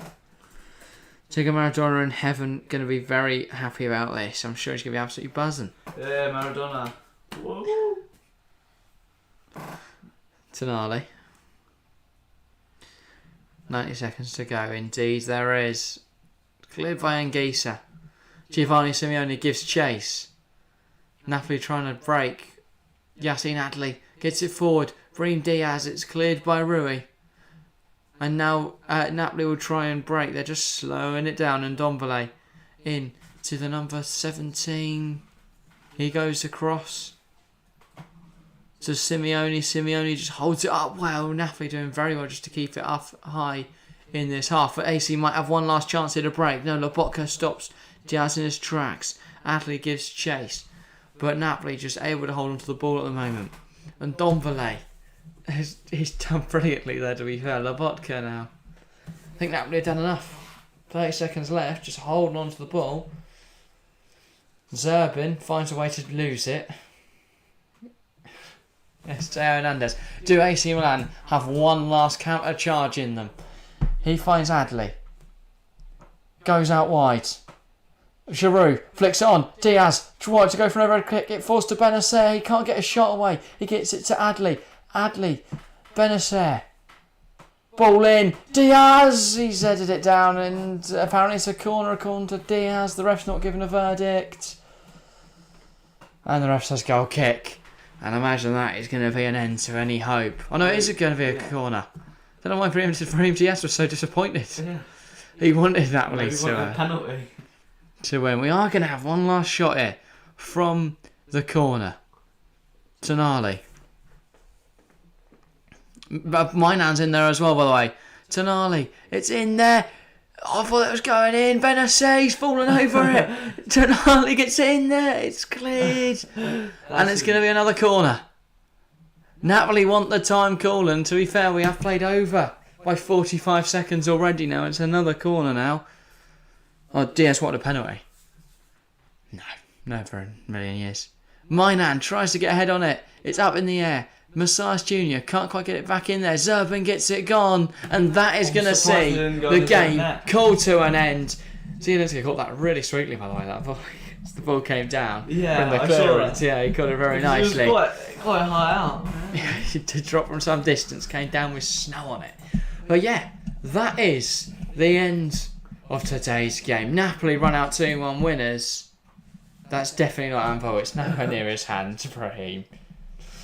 Brilliant challenge from Kim Years. He fits it out for a goal kick, but sorry, a corner. But AC Milan at home lose out to Napoli as Napoli now take the advantage in the league. Well, of course, joint up points with Atalanta, but You're going to switch that shirt then? yeah, I was going to say I'm going to go buy a Napoli one now. Just talking about all of the top 7 should be covered. But yeah, Serie A title contenders, 100% Napoli are. I'd argue even favourites right now. They've got a 3-point advantage on AC. They've got over 6 points, right, on like Inter and stuff. I'll have a look in the table. They have 3 points to AC, 4 points to Roma, 5 points to Inter, 7 to Juventus. Fiorentina have fallen off somewhat as they're sat in 10th at the moment, 8 points off the lead, but yeah, decent game of football. Napoli run out winners. I think deserving winners. I'd argue they were the better team in the game. We've had an influx of subs at the end of the stream there, up to 853. So I appreciate that massively, guys. Thanks to everyone that subscribed today. It's been a lot better stream than some of the recent ones have with the sub growth and all that. But yeah, the support is massively appreciated as we push towards 1k. And yeah, we flick to the last 15 minutes, I think, of the Madrid derby now.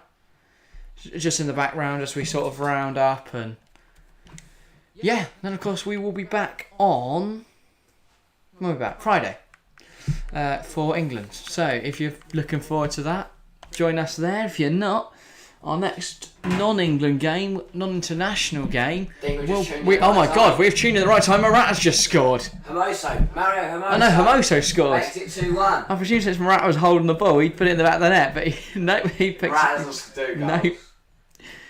But he watched it, so he's happy. Now Simeone's like, come on, let's try and get a late goal. But yeah, Mario Hermoso puts Atleti somewhat back in it. Is there a chance? I mean, Courtois had an absolute mare there, misses the punch. Hermoso shoulders it into an empty net. Scored when I switched it on. Pretty much the same here, X said. I switch it on and Morata's collecting the ball and running it up the other end. But yeah, uncharacteristic error from the big Belgian between the beautiful Blanc ball. I suppose I'll try to say B word. It hasn't worked out, but yeah, we're back. Yeah, we're back Friday, aren't we? Friday, and then Monday for England, and then after that we have hopefully Arsenal Tottenham. If I can find a co-host that can cover on a Saturday morning, which there aren't many. Rare breed of people who's doing nothing on a Saturday morning.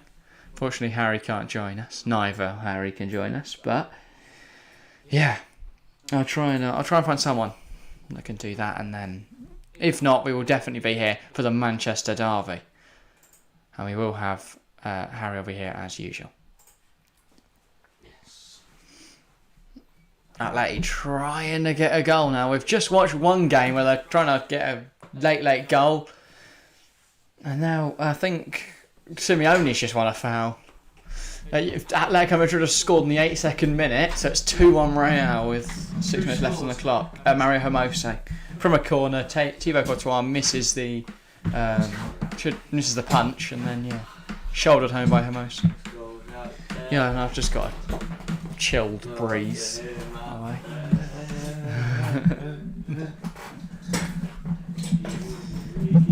Sue me. No, that's a terrible bit. The Dejan Kulusevski was brilliant, and then they ruined it, Liverpool fans. No, it's quite scrappy though between the two Madrid sides. Morata, they're coming forwards. Atleti, he gets past a few, and then he's fallen off the pitch. I can't describe what just happened to Alvaro Morata. Played it into Cunha. Cunha tried to get it in there, and then 2 substitutions now for Real Madrid. Asensio coming onto the field, and the Spanish Conor Cody. I couldn't tell you who that other bloke is off the top of my head. Don't recognise him. Oh yeah, it looks like Courtois, an absolute Hermoso blunder. had a lot. That's with his shoulder, I knew think. a lot about that. He was looking No, the other way. He shouldered it. Powerful shoulders, mate. What do you think about Atleti's home kit? Love it. It's a really nice take on a good kit. Like when usually clubs try and alter what's a nice home kit, they ruin it. Atleti have smashed it. It's a nice change. Though obviously I want it to go back to the normal one, but yeah. Rodrigo off for Dani Ceballos. That's why I didn't recognise him. Not seen him in 5 years. And Asensio's on for Toni Kroos. Don't know why they've done it that way around. Why they've He actually scored in the Champions League final. Ceballos? Yeah. When? Against Liverpool. What, But the it most was recent one? Yeah, it was like a foul, and then he smashed it from like the halfway line. Went in, did it? What? Went in. Yeah, it was like a great. Honestly, it was a great finish. I'll say because I've not seen him since he joined Real Madrid, pretty much. Well, the thing I know about him is he went on loan to Arsenal. At FM, I managed to sign him for Southampton, and he's been absolute match shite. around- We did not. What are you thinking? AC Milan, Napoli. Who's your player of the match? I'd probably have to go Giroud. Yeah, sure, it's gonna be my It's the only pick. one that stood out because the 2 goal scorers for Napoli were Simeone. Didn't play long enough, really. Yeah, and Doing nothing that time. Politano. Didn't see. Really? Yeah. Like, it's just pointless waste of space. Really. Okay, harsh. I'm gonna go Frank Zambo and Gisa. I think he looked really good in and out of possession today. Vinicius Junior, good time. Oh, Asensio for Marcus Aurelius absolutely leveled that one clear.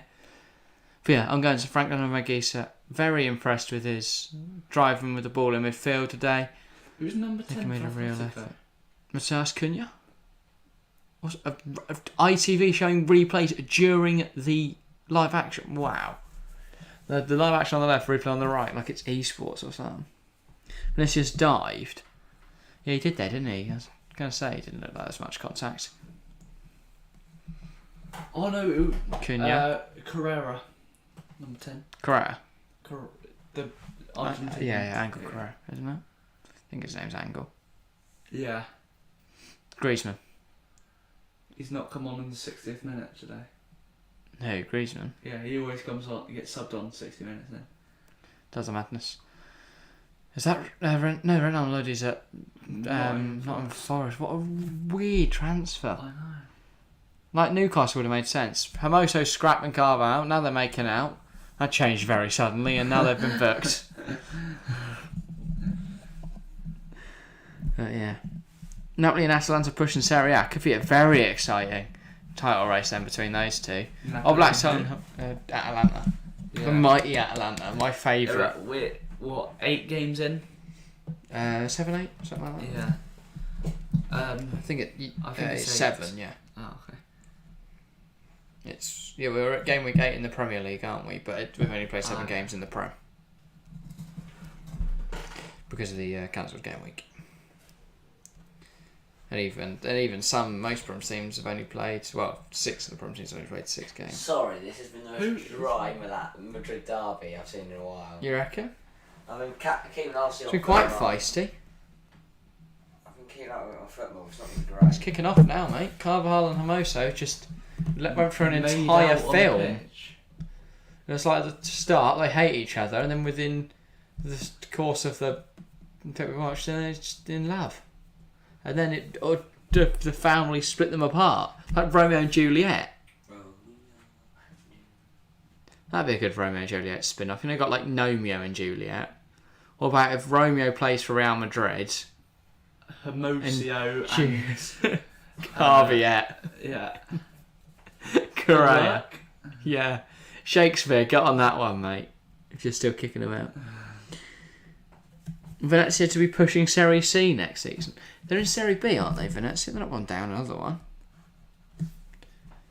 That's the team Chelsea are linked with, isn't it? No, that's Vitesse. Oh, In the- Eredivisie. Yeah. Venezia are in Venice, in Italy. And they drew a They pizza can't today play. in Serie B. And they can't play. They got like Beautiful just kits, water. though. Look at that one. Oh, I'm getting that kit. I have last season's kit. I also Oh love my that one God. as well. Even that one's alright. Yeah. Venezia kits are lovely. Yeah, I got their shirt last year with Ampadu on the back. Don't look at the chat. Do not look at the chat. No, you look at the chat. Just keep looking at the screen. I'm not. I'm Keep looking at the screen. Venezia. We're about to see a goal. Keep looking at the screen. No, you're not going to see a goal. Just keep looking at the screen. Oh my God. Someone's about to die. Someone's about to score. Is that a pen? It's a vase. Just spark him out cold, Do gee. not look at the chat. Do not keep I'm not. I'm looking at Venezia. Okay. Trying to look Keep at the looking league screen. table. Keep looking at the screen. Keep looking at the screen. What's about to happen? Simeone's just sparked someone out. Wow. Or someone said something really bad. No. Someone's a spoiler in chat, and I don't want you guys to see it before you see Okay. it. Right. What? I don't know what on earth has happened here. There's no this far behind. We're just Oh, Hermoso's been sent off. We missed it. There's a red card on the top left, and Hermoso's just walked off. Right. Well, how have you missed that then? I didn't see the ref hand it to him. How have you missed? He's You just, missed he's the just been Venezia sent shirt. off. You've missed the red card. He's That is what I was Mario trying to Hermoso has been sent off, and that's why we need to look in chat. They tell us what's going on when we're not watching. Venezia's stuck in 16th in okay. Serie B, by the way. Wow. That's the relegation playoff place at the moment. Very tough start to life in the second division. Lovely kits. Play shit. Wow. The league is better than Premier League. Disagree. Hard disagree. The money in the Premier League makes it much better. Anyone in the Premier League can beat anyone in the Premier League. in the Not La the same Liga. in La Liga.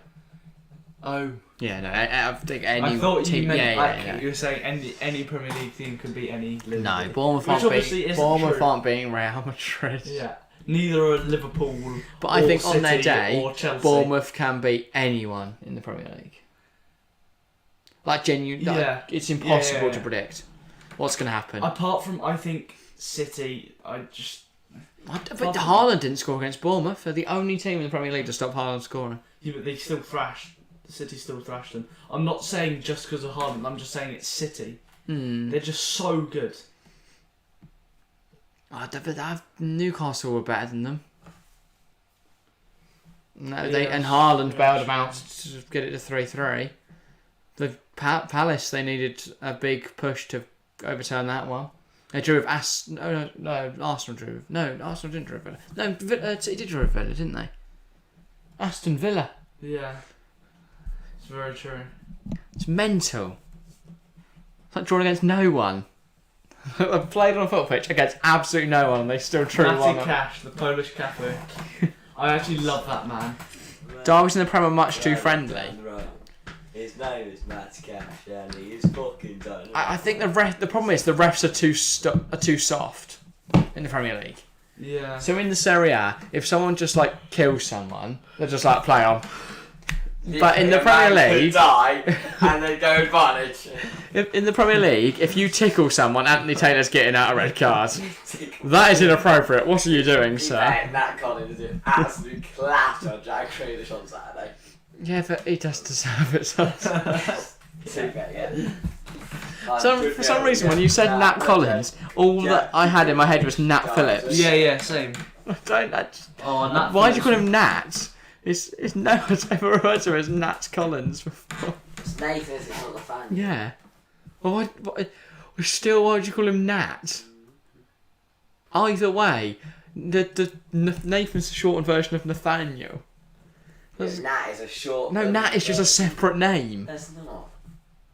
Exactly. Yeah, Nat Phillips' name is Nat Phillips, isn't it? Nathaniel Phillips.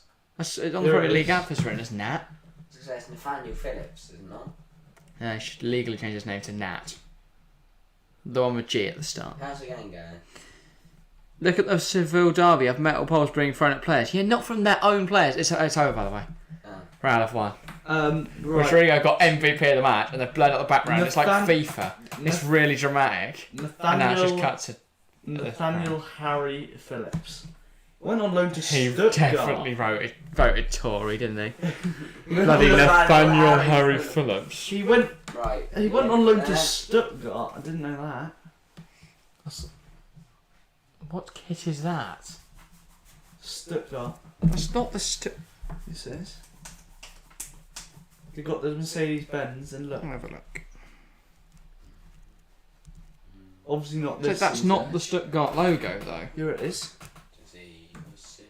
That's the Stuttgart badge. Look. Yeah, but it's a different colour. That's why I'm wondering what on earth's going on with Yeah, that kit. because of the away kit. Because Yeah, Stuttgart still. playing white. Like sometimes Yeah, the yeah. badge changes colour. Like the Arsenal blackout shirt, Yeah. which is really overdone, but Arsenal made it look really nice, to be fair. So. I mean, literally every club on earth has had a blackout kit now. But Yeah. apart from Chelsea, we just decided to stick a literal fetus on a shirt and go, that's it. Well, our shirt, our third shirt's not even been released yet, but the leaks is literally the same colour as this table, with a bit of orange around it. Ooh. I think It looks, to be fair, it's not this dark brown, it's like something. I always like The table they kits got. because like home kits, you always kind of see the same thing, don't you? Yeah, unless they go whack, in which case they've usually gone to shit. Shit, So yeah. it's like the weird new designer who's come in, Yeah. who's done 1 year animation and think they're the shit. Has come in, he's stuck some squiggly lines on the Atleti shirt.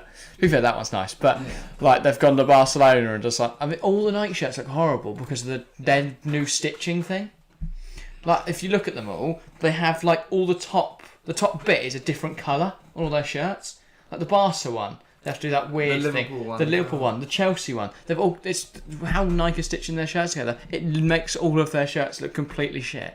I don't know why they're doing it. Have you seen the Apart Inter from one? PSG. There's like 9 lines in every direction, like a crossword.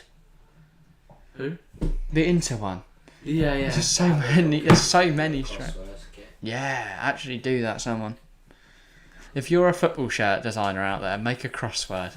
Yeah, you can have your like club's name. Yeah, you can have And all the sorts of. sponsor, you can actually do the whole crossword. Yeah. Oh, that'd be so smart.